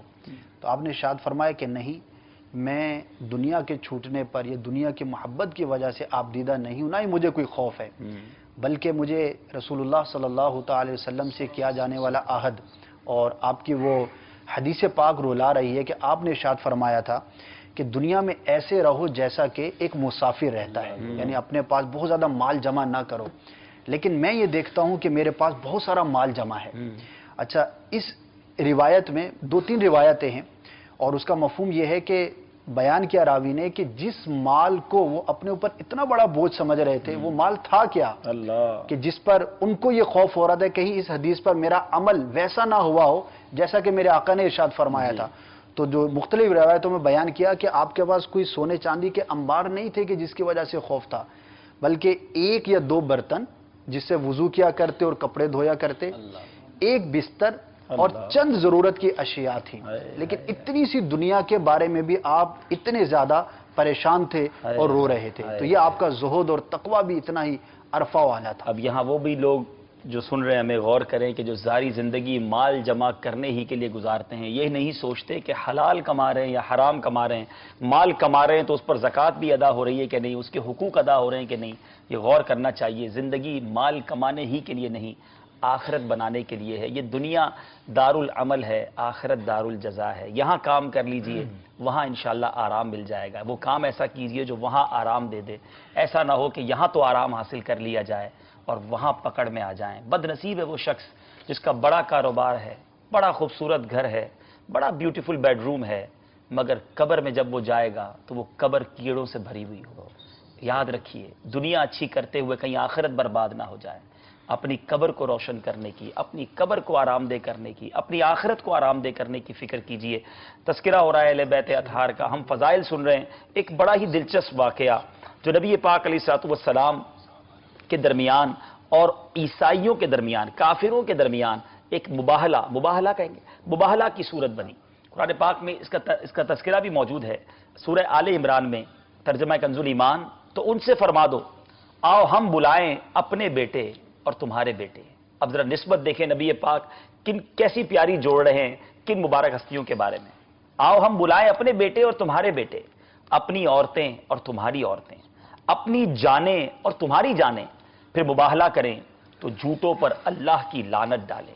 یعنی یہ ایک طرح سے چیلنج ہوا کرتا تھا کہ آ کر آمنے سامنے آ جائیں اور اللہ کی بارگاہ میں یہ دعا ہو کہ جو جھوٹا ہے اس پر خدا کی لعنت ہو، جو سچا ہے وہ سرخرو ہو جائے گا، اور اس میں عموماً عذاب نازل ہو جایا کرتا کہ جو غلط ہوتا. اب جب اس آیت کا شان نزول کیا ہے کہ جب نجران کے عیسائی مناظرے میں لاجواب ہو کر جھگڑنے لگے تو نبی پاک علیہ السلام نے انہیں مباہلے کا چیلنج دے دیا، مباہلے کی دعوت دی، جس کا ذکر اس آیت میں ہے. اب 3 دن بعد عیسائی اپنے بڑے پادریوں کو ساتھ لے کر آئے، لیکن جب نبی پاک علیہ السلام کی بارگاہ کی طرف نظر پڑی تو پیارے آقا کی گود میں امام حسن اور امام حسین ہیں، اور امام حسین اور امام حسن آپ کا دست مبارک پکڑے ہوئے ہیں. خاتون جنت بی بی فاطمہ اور مولا علی کرم اللہ تعالی وجہ الکریم دونوں آپ کے پیچھے پیچھے ہیں، اور نبی پاک انہیں فرما رہے ہیں کہ جب میں دعا کروں تو تم نے آمین کہنا. اب ذرا منظر دیکھیں کہ نبی پاک حسنین کریمین خاتون جنت اور مولا علی کے ساتھ آ رہے ہیں، اور چیلنج یہ ہے کہ اب جھوٹوں پر لعنت کی جائے گی، اور پیارے آقا فرما رہے ہیں میں دعا کروں تم نے آمین کہنا ہے. اب جب یہ منظر دیکھ کر ان عیسائیوں کے جو سب سے بڑے پادری نے یہ منظر دیکھا تو وہ کیا کہتا ہے اپنے لوگوں سے، میں ایسے چہرے دیکھ رہا ہوں کہ اگر یہ لوگ دعا کریں تو اللہ تعالیٰ پہاڑ کو اس کی جگہ سے ہٹا دے گا. اگر اللہ سے یہ دعا کریں کہ یا اللہ اس پہاڑ کو ہٹا دے تو ان کی دعا قبول ہوگی. خدا کے لیے ان سے مباہلہ نہ کرنا ورنہ ہلاک ہو جاؤ گے، قیامت تک زمین پر کوئی عیسائی باقی نہ رہے گا. پس انہوں نے بارگاہ رسالت میں کیا عرض کی، اے ابو القاسم ہم آپ سے مباہلہ نہیں کرتے، آپ اپنے دین پر رہیں، ہمیں ہمارے دین پر چھوڑ دیں. پھر انہوں نے جزیہ دینے پر صلح کر لی. میرے آقا نے کیا فرمایا سوچئے، جب پیارے آقا علیہ السلام اپنی اس اپنی عطرت کو لے کر باہر آئے تھے، فرمایا خدا کی قسم اگر وہ مباہلہ کرتے تو سب بندر اور سور بن جاتے اور ان کا جنگل آگ سے بھڑک اٹھتا اور نجران کے چرند پرند تک ہلاک ہو جاتے. میرے پیارے اسلامی بھائیوں، اس واقعے میں جہاں اہل بیت اطہار کی بات پتہ چل رہی ہے وہاں یہ بھی پتہ چل رہا ہے کہ اللہ اور اس کے رسول کی باتوں پر اعتراض نہیں کیا جاتا، اسے تولا نہیں جاتا، اسے چیلنج نہیں کیا جاتا. بعض لوگ ہمارے یہاں بھی بات بات پہ حکمت لاجک تلاش کرنے لگ جاتے ہیں، یہ کیوں نہیں. ہم بندے ہیں، ہمارا کام ماننا ہے. اور اے میری میٹھے اور پیارے اسلامی بھائیوں، حسنین کریمین کے فضائل، اہل بیت کے فضائل، ابن سعد نے حضرت علی سے روایت کیا کہ مجھے آقا و مولا نے یہ خبر دی ہے کہ جنت میں پہلے میں، حضرت علی کہتے ہیں پہلے میں، حضرت فاطمہ اور حضرات حسنین کریمین داخل ہوں گے. تو میں نے، مولا علی کہتے ہیں میں نے عرض کی یا رسول اللہ ہم سے محبت کرنے والوں کا کیا حال ہوگا؟ فرمایا وہ تمہارے پیچھے آئیں گے. سبحان اللہ. واقعی ہم پنجتن کے غلام ہیں. اس گھرانے کا جب سے میں نوکر ہوا سب سے اچھی میری نوکری ہو گئی. اللہ تعالی ہمیں پنجتن پاک کی غلامی میں زندہ رکھے، ان کی غلامی میں ہی موت نصیب فرمائے. حضرت جعفر آپ کو تیار بھی کہا جاتا ہے، حضرت جعفر طیار رضی اللہ تعالیٰ عنہ، اور کیا خوبصورت ان کے بھی فضائل ہیں، کچھ اس بارے میں ارشاد فرمائیں. جی حضرت جعفر طیار رضی اللہ تعالیٰ عنہ قدیم الاسلام ہے، ابتدائی ایام میں ہی مسلمان ہو گئے تھے، اسلام قبول کیا تھا، اور روایتوں میں آیا کہ آپ 31ویں مسلمان تھے جو اسلام لائے، دائرہ اسلام میں شامل ہوئے. اور جب کفار مکہ نے ظلم و ستم برپا کیا مسلمانوں پر تو آپ حبشہ کی جانب ہجرت کر گئے. اور پھر جب میرے آقا صلی اللہ تعالی علیہ وآلہ وسلم نے مکہ مکرمہ سے مدینہ منورہ ہجرت فرمائی تو پھر حضرت جعفر طیار رضی اللہ تعالیٰ عنہ اور اپنے دیگر احباب کے ساتھ آپ بھی مدینہ منورہ ہجرت کر کے تشریف لے آئے. تو جب میرے آقا صلی اللہ تعالی وسلم غزوہ خیبر میں غزوہ خیبر کے بعد فتح حاصل کرنے کے بعد جب مال غنیمت مجاہدین میں تقسیم فرما رہے تھے تو اس وقت حضرت جعفر طیار رضی اللہ تعالیٰ عنہ اپنے احباب کے ساتھ حبشہ سے ہجرت کر کے مدینہ منورہ آقا کریم صلی اللہ علیہ وسلم کی بارگاہ میں حاضر ہوئے تو حضور اقدس صلی اللہ تعالی وسلم نے جوش محبت میں ان سے معانقہ فرمایا. آپ کے چچا زاد بھائی بھی تھے. جوش محبت میں ان سے معانقہ فرمایا اور ارشاد فرمایا کہ میں اس بات کا فیصلہ نہیں کر سکتا کہ جنگ خیبر کی فتح سے مجھے زیادہ خوشی ہوئی ہے یا آپ لوگوں کی آمد سے زیادہ خوشی ہوئی ہے. تو ماشاءاللہ یہ مولا علی کرم اللہ تعالیٰ وجہ الکریم کے بھائی بھی. جی بھائی تھے، بہت ہی جاں باز، بہت ہی بہادر تھے اور انتہائی خوبصورت اور وجیح بھی تھے. 8 ہجری میں جنگ موتا کے موقع پر آپ امیر لشکر تھے اور جو جنگ کا جو علم ہوتا ہے، جو جھنڈا ہوتا ہے وہ آپ ہی کے مبارک ہاتھوں میں تھا. تو جب کفار نے آپ پر حملہ کیا اور آپ کا دایاں بازو کاٹ دیا تو آپ نے اس علم کو گرنے نہ دیا بلکہ فوراً ہی اپنے بائیں ہاتھ سے اس کو تھام لیا. سبحان اللہ. اور جب کفار نے حملہ کر کے ان کے بائیں ہاتھ کو بھی کاٹ دیا تو آپ نے ان دونوں کٹے ہوئے بازوؤں سے اس جھنڈے کو تھام لیا. اور جب شہادت کے بعد حضرت ابن عمر رضی اللہ تعالیٰ عنہما فرماتے ہیں کہ جب دیکھا گیا تو آپ کے جسم پر 90 زخم تھے. شہادت کے بعد دیکھا گیا اور سارے زخم آپ کے سامنے کے حصے پر تھے. یعنی کفار کو یہ جرأت نہ ہوئی کہ وہ پیچھے سے آ کر آپ پر حملہ کرتا. آپ نے سامنے ہی سے کفار سے مقابلہ فرمایا. موتا کے مقام پر آج بھی آپ کا مزار شریف موجود ہے اور یہ اردن میں واقع ہے. اتنی عظیم ہستیاں ہیں جن کا ہم تذکرہ کرتے جا رہے ہیں. میں تو پنجتن کا غلام ہوں. پنجتن پاک کی برکتیں بیان ہو رہی تھیں تو ہمیں کچھ کلام سنا دیں. میں تو پنجتن کا غلام ہوں. میں تو پنجتن کا غلام ہوں. میں تو پنجتن کا غلام ہوں. میں مرید خیر الانام ہوں. میں مرید خیر الانام ہوں. میں تو پنجتن کا غلام ہوں. میں تو پنجتن کا غلام ہوں. مجھے عشق ہے تو علی سے ہے. مجھے عشق ہے تو حسین سے. مجھے عشق ہے تو حسن سے ہے. مجھے عشق ہے تو حسین سے.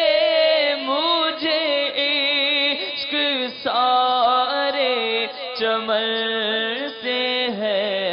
میں تو پنجتن کا غلام ہوں. میں تو پنجتن کا غلام ہوں. میں مرید خیر الانام ہوں. میں تو پنجتن کا غلام ہوں. سبحان اللہ. ترمذی شریف کی ایک بڑی پیاری روایت حضرت جعفر صادق حضرت امام جعفر طیار رضی اللہ تعالیٰ کے بارے میں کہ پیارے آقا علیہ السلام کا فرمان سیدنا ابو ہریرہ راوی ہیں کہ میں نے جعفر کو دیکھا کہ جنت میں فرشتوں کے ساتھ اڑ رہے ہیں. تو یہ جو بازوؤں کا کٹنا اور اس پر جو دو پر مل جانا. ایک بار نبی پاک علیہ السلام نے آپ کے بیٹے کو دیکھا عبداللہ بن جعفر. ارشاد فرمایا اے دو پروں والے یا دو بازوؤں والے کے بیٹے تم پر سلام. تو یعنی نبی پاک علیہ السلام جنت میں ان کا کیا حال ہوگا, اب ان کو پر عطا کیے جائیں گے, یہ بھی نبی پاک علیہ السلام جانتے. اور حضرت جعفر رضی اللہ تعالیٰ کی جہاں بات چلی ہے یہ ہم دیکھیں کنٹینیو آ رہے ہیں. عاجزی, انکساری, یہ اللہ والوں کا وصف. اور حضرت جعفر رضی اللہ تعالیٰ کے بارے میں آتا ہے کہ آپ کو مسکین لوگوں سے بڑی محبت تھی. آپ ان کے پاس بیٹھتے, ان سے گھل مل جاتے. اسی وجہ سے نبی پاک علیہ السلام نے آپ کی کنیت ابو المساکین رکھی ہوئی تھی. اب ذرا غور کیجئے, آل رسول ہیں, نبی پاک علیہ السلام کے چچا زاد بھائی حضرت مولا علی کرم اللہ تعالیٰ وجہ الکریم کے بھائی, اتنا بڑا مرتبہ اور مسکینوں کے ساتھ گھل مل جانا. آج ہمیں جناب تھوڑا سا منصب مل جائے, تھوڑا مال آ جائے, تھوڑا عہدہ مل جائے تو غریبوں کو تو منہ کوئی نہیں لگاتا. تو اے پنجتن پاک کے غلام کہلانے والوں, اے صحابہ اور اہل بیت کی محبت رکھنے والوں, تکبر کو قریب نہ آنے دیں. غریبوں کے ساتھ بیٹھیں, اٹھیں. اس سے انسان کو اپنی اوقات بھی یاد رہتی ہے. اور یہ غریب لوگوں سے جو محبت ہے نا, یہ نبی پاک علیہ السلام کی بھی تو ادا ہے نا. میرے آقا علیہ السلام اپنے غلاموں سے کتنا پیار فرماتے. میرے آقا اپنی سواری پر اپنے ساتھ غلاموں کو بٹھا لیا کرتے, ان کے ساتھ کھانا تناول فرماتے. آج ہمارا حال یہ ہے کہ ہمارے جو غریب رشتہ دار ہوں, نوکر چاکر ہوں, وہ الگ بیٹھیں گے اور جناب سیٹھ لوگ الگ بیٹھ کر کھانا کھائیں گے. ایسا نہیں ہونا چاہیے. مدنی قافلے میں جو بار بار سفر کا کہا جاتا ہے نا, اس کی ایک بڑی وجہ یہ ہے کہ کیا امیر, کیا غریب, کیا رنگ و نسل, کیا بولی, سارے مل کر ایک ہی دسترخوان پر کھانا کھا رہے ہیں, ایک ساتھ سفر کر رہے ہیں, جس کو کہتے ہیں کلف اترتا ہے. قافلے میں کلف بھی اترتا ہے. تو یہ ضروری ہے ہمارے لیے, ہمارا کلف اترنا چاہیے اور ہمیں یہ بھی تربیت لینی چاہیے. حج پر بھی تو جانا ہے نا انشاءاللہ. تو مینا عرفات میں کیا ہوتا ہے؟ اب وہ लाखों लाख हाजी होते हैं, क्या हबशी, क्या अरबी, क्या अजमी, सारे एक ही साथ चल रहे होते हैं। तो ये ज़रूर होना चाहिए, और ये सफ़र जो है वाकई इन तमाम चीज़ों की बेहतरीन ट्रेनिंग जी माशाल्लाह। दावत इस्लामी का मदनी माहौल, और वाकई सफ़र में ये चीज़ बहुत खुलकर सामने आती है। ऐसे ऐसे खूबसूरत मनाजिर होते हैं, आपको तो बहुत ज़्यादा तजर्बात होंगे कि एक ही सफ़ में कभी शाफ़ई के साथ खड़े होकर आप नमाज पढ़ रहे हैं, अच्छा दीगर रंगो नस्ल वाले लोगों के साथ आप नमाज पढ़ रहे हैं, दीगर ज़ुबानों बोलियों वालों के साथ। लेकिन कैसा अमीरुल सुन्नत ने एक लड़ी में पिरो दिया है कि वो किसी भी कौम का शख्स है, करता मदीना मदीना ही है, उसका लिबास वही सुन्नत के मुताबिक नजर आएगा। अच्छा इस्तिलाहात एक साथ हैं, इमामा शरीफ उसने एक जैसा बंधा हुआ है। तो यानी एक इतनी लिबास को देख लेना असद भाई। अब अगर मिसाल के तौर पे लोग कहते हैं यार ये एक लिबास क्यों पहनते हैं दावत इस्लामी वाले, अब करोड़ों लोग वाबस्ता हैं। अब हम ही जितने यहाँ बैठे हैं, इनमें कोई माशाल्लाह करोड़पति होगा, कोई गरीब भी होगा। अब सबका लिबास एक जैसे तो कोई एहसास कमतरी भी नहीं। अब अमीर होता तो वो बड़े शाहाना लिबास पहन के आता, गरीब होता बेचारा वो देख देख के दिल कुड़ता रहता। तो ये सुन्नत पर अमल, सादगी का जो दर्स अमीर अहले सुन्नत दे रहे हैं और सारी दावत इस्लामी को यूनिफॉर्म दे दिया, तो ये बड़ी खूबसूरत बात है। और ये देखें हजरत जाफर, बल्कि अहले बैत अथहार, इमाम हसन की सीरत को उठाएं, इमाम हुसैन की सीरत को उठाएं, किस तरह फकीरों पर करम नवाजी, गरीबों पर शफकतें, अपना खाना उनको दे देना, उनके साथ दस्तरखान पर बैठ जाना, ये सब मेरे मीठे इस्लामी भाइयों हमारे बुजुर्गों का तरीका है। आइए आज मैं और आप भी नियत करें कि तकब्बुर को करीब भी ना आने दें। बल्कि जो लोग अमीरों की दावत ढूंढ के जाते हैं ना, वो फलां के यहाँ मुझे दावत आनी चाहिए, कार्ड नहीं आता तो दिल छोटा हो जाता है। और गरीब बुलाया तो कहता है नहीं टाइम नहीं है, बड़ा बिजी हूं जनाब, आजकल बड़ी मसरूफियत चल रही है। आप गरीब के यहाँ जाएं, उसके बुलाने पर जाए, यकीन करें जो उसके दिल में खुशी दाखिल होगी ना, वो जिंदगी भर आपका जाना याद रखेगा। शायद जो गरीब आपको इज्जत देगा ना, वो अमीर देगा भी, उसके पास वैसी लाइन लगी हुई है। तो प्लीज ये ख्याल करें, हम गौर करें कि हमारे जो बिलखुसूस इस वक्त मालो दौलत वाले अफराद मुझे सुन रहे हैं, जिनके खानसामा, चौकीदार, ड्राइवर और अफराद जो आपकी ऑफिस में काम करते हैं, आप उनसे कभी की तबीयत पूछते हैं, आप कैसे हैं, खैरियत से हैं? कभी उन्हें सीने लगाया आपने? एक बार यकीन करें, अपने किसी एम्प्लॉय को सीने लगा के देख लें, उसकी आंखों में आप नमी देखेंगे, उसको यकीन नहीं आएगा कि आज मेरा मालिक जो है, मेरा सेठ मेरी तबीयत पूछ रहा है। हम तो दरवाजा खोलने वाले को भी नहीं पूछ रहे, चाय पेश करने वाले को भी नहीं पूछ रहे, बात तबीयत दूसरे लोगों से पूछ रहे हैं। खुदारा इन लोगों का ख्याल रखें, इन लोगों पर तवज्जो दें। एक वाकया है, मुख्तसर अर्ज करूंगा। इमाम अहले सुन्नत एक दफा तशरीफ फरमा थे, एक 7-8 साल का छोटा सा बच्चा आया, दरवाजे पर खड़ा हुआ, तो इमाम अहले सुन्नत को ना बड़े मौलाना साहब, बड़े मौलवी साहब कह के उस जमाने में वहां पर लोग पुकारते थे। दरवाजे पर आया और बिल्कुल गरीब घराने का बच्चा, ज़ाहिरी गरीब नज़र आ रहा था। कहने लगा मौलाना साहब आपकी जो है ना वो घर पर दावत है, कल आप आ जाइएगा। तो आला हज़रत ने बच्चे की दावत को कबूल किया और फरमाया कि ठीक है हम कल आ जाएंगे। अच्छा ऐसी तफन्नुन के तौर पर आपने फरमाया कि बेटा क्या खिलाओगे? तो उसने ना, जैसे छोटे बच्चे गरीबों के होते हैं तो वो गोद के अंदर, झोली के अंदर जो है वो कुछ सामान लिया हुआ था, तो दिखाने लगा, कुछ मिर्चें थी, कुछ दाल, कुछ इस तरह की, ये कि आपके लिए हम बनाएंगे खिलाएंगे। अच्छा वो बच्चा तो चला गया, मेन्यू भी पता चल गया। अच्छा जब कल उस वक्त आया दावत का, तो आला हज़रत ने इमाम शरीफ बांधा, जैसे बाहर जाने की बंदा तैयारी करता, और अपने जो मुसाहिब थे उनसे फरमाया कि चलिए। कहने लगे हुजूर कहाँ, आज का तो कोई जदवल उनके ज़हन में नहीं था। तो फरमाया कल वो हमने दावत कबूल की थी बच्चे की, तो बच्चे की दावत कबूल की थी। फरमाया कि मैं तो समझा कि शायद आप वैसे ही उसको आपने कबूल किया, क्या वाकई चलना है? फरमाया हाँ। अच्छा वो साथ चले। अब ये दोनों हजरात वहाँ पहुंचे, जब उसके घर के करीब पहुंचे तो वही बच्चा दरवाजे पर इंतजार कर रहा था। आला हज़रत को देखते अंदर भाग कर गया और खुशी से जैसे मौलाना साहब आ गए, मौलवी साहब आ गए, और उसके वालिद का इंतकाल हो चुका था। आला हज़रत बच्चे की दावत पर, गरीब सा बिल्कुल, उसका जो मंजर कशी की गई है, बड़ा ही एक गरीब सा घर था वो। आप तशरीफ फरमा हुए, अब खाने का वक्त आया तो बच्चा जो है वो बर्तन के अंदर वही जो कल उसने दिखाया था, दाल, घर के बाहर बिठाया गया, क्योंकि घर में वालदा थी, घर के बाहर एक सहनसा था, तो पर्दा लगा के बाहर ही बिठा दिया गया, और आला हज़रत बैठ भी गए वहां पर, बैठ भी गए। अच्छा अब वही जो कल उसने दिखाया था, मिर्चें और दाल और गालिबन जौ की रोटी थी, तो वो पेश कर दी गई। अब देखिए वक्त का इमाम है, यानी जिसका तज़किरा करते करते जी नहीं भरता, और अपने जमाने के अंदर बड़े बड़े उलमा जिसकी कदम बोसी करने को सादत समझे, बैठा हुआ है, खाना खाया, पेट भर कर खाना खाया। अच्छा जो साथ थे वो बड़े हैरान हुए, और जो खाना था उससे आला हज़रत को तिब्बी तौर पर परहेज भी था। डॉक्टर ने मना किया था कि ये आपके लिए मुनासिब नहीं है, आप परहेज फरमाते थे। तो जब खाना खा लिया जाने लगे, तो साथी कहने लगे कि हुजूर आपको तो इससे परहेज था जो खाना था, और ये तो आपके लिए नुकसानदेह है। اور آپ نے اتنا کھایا اور پیٹ بھر کے کھایا. تو اعلیٰ حضرت رحمۃ اللہ تعالیٰ نے کیا جواب ارشاد فرمایا, جو ہم موضوع بھی ڈسکس کر رہے تھے, غریبوں کی دعوت, دل جوئی, بہت ساری چیزیں ہیں. تو آپ نے فرمایا کہ میاں ایسی خلوص کی دعوت اگر ہو تو ہم بار بار آنے کو تیار ہیں. کیا بات ہے, سبحان اللہ, سبحان. تو اچھا ایک اور بات سیکھنے کو ملی اسد بھائی, یہ واقعہ میں نے کئی بار بیان بھی کیا ہوگا, سنا بھی ہوگا, لیکن کہتے ہیں نا بعض اوقات تکرار سے کوئی نئی چیز سامنے آتی ہے. کسی غریب کے یہاں جائیں, اچھا چلے نفس کو مار کے, اب اس کا کھانا دال چاول ہے, تو 2 لقمے میں کھائے اور نہیں بس اب مجھے نہیں کھانا, اس غریب کو پتہ چل جاتا ہے. جی بالکل. اب وہاں جا کر اس کو یہ محسوس بھی نہ ہونے دینا کہ تمہارا کھانا نہ مجھے ڈاکٹروں نے بھی منع کیا ہے اور مجھے طبیعت کا بھی موافق نہیں ہے. عذر صحیح تھا. لیکن یہ کتنی زبردست تربیت ہے کہ اگر آپ کسی غریب کے گھر جا کر باقاعدہ رغبت کے ساتھ کھائیں تو اس کو کتنی خوشی ہوگی کہ یار میرا یہ جو بھی میں نے پیش کیا اس کو پسند آ رہا ہے اور یہ انجوائے کر رہا ہے. تو سبحان اللہ, یہ واقعی تربیت ہے کہ جائیں تو وہاں جا کے بھی نخرے نہ دکھائیں. پتہ چلا بھائی چلا تو گیا تھا, دیکھو کتنا عاجزی کا پیکروں اپنے نوکر کے دعوت پہ گیا اور وہاں جا کے اس کے کھانے کو ہاتھ بھی نہیں لگایا صاحب نے, تو یہ تو ایسا نہ اس کو جا کے آپ نے ذلیل کر دیا. تو اب یہ بھی عاجزی اور کہتے ہیں گھل مل جانا کوئی بات نہیں ہے. اگر آپ کسی بڑے منصب پر ہیں وہ بھی رب کا بندہ ہے, اور یاد رکھیں اللہ تعالیٰ نے اپنے اولیاء کو اپنے بندوں میں چھپا کر رکھا ہے. کیا معلوم جو آج آپ کا امپلائی ہے وہی اللہ کا ولی ہو اور اس کی دعا لگ جائے ہمارا بیڑا پار ہو جائے. سب کے ساتھ اچھا برتاؤ, سب کی عزت آپ کرتے رہیں, انشاءاللہ برکتیں لوٹتے چلے جائیں گے. بہت سارے اہل بیت اطہار ہیں, سرکار علیہ السلام کے 2 مبارک چچا, سبحان اللہ, ان کا تذکرہ بھی ہم سنیں گے. لیکن آئیے جو ہمارا مدنی گلدستہ تھا وہ ریڈی ہو گیا ہے, پہلے وہ دیکھ لیتے ہیں. صلو علی الحبیب صلی اللہ تعالی علی محمد صلی اللہ علیہ وسلم. میرے پیارے اسلامی بھائیوں, ایک نئی جگہ, تاریخی جگہ اور مبارک جگہ ہمارے ساتھ. آپ یہ بورڈ دیکھ سکتے ہیں, یہ ٹاپ کاپی میوزیم دنیا کا مشہور و معروف میوزیم ہے. ویسے دنیا کے میوزیمز میں بادشاہوں کی یادگاریں اور دنیا کے تاریخی چیزیں ہوتی ہیں, لیکن اس میوزیم کی خاص بات یہ ہے کہ اس میوزیم کے اندر, اس عجائب گھر کے اندر میرے آقا مدینے والے مصطفیٰ صلی اللہ تعالی علیہ وسلم, انبیاء کرام اور صحابہ کرام کے تبرکات ہیں. اچھی اچھی نیتوں کے ساتھ تبرکات کی برکتیں لوٹنے کے لیے ہم یہاں حاضر ہوئے ہیں.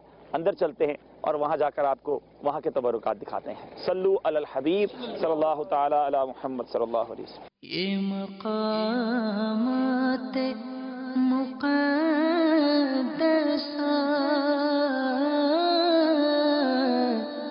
یہ مقامات مقدسہ اللہ والوں سے ہے جو وابستہ,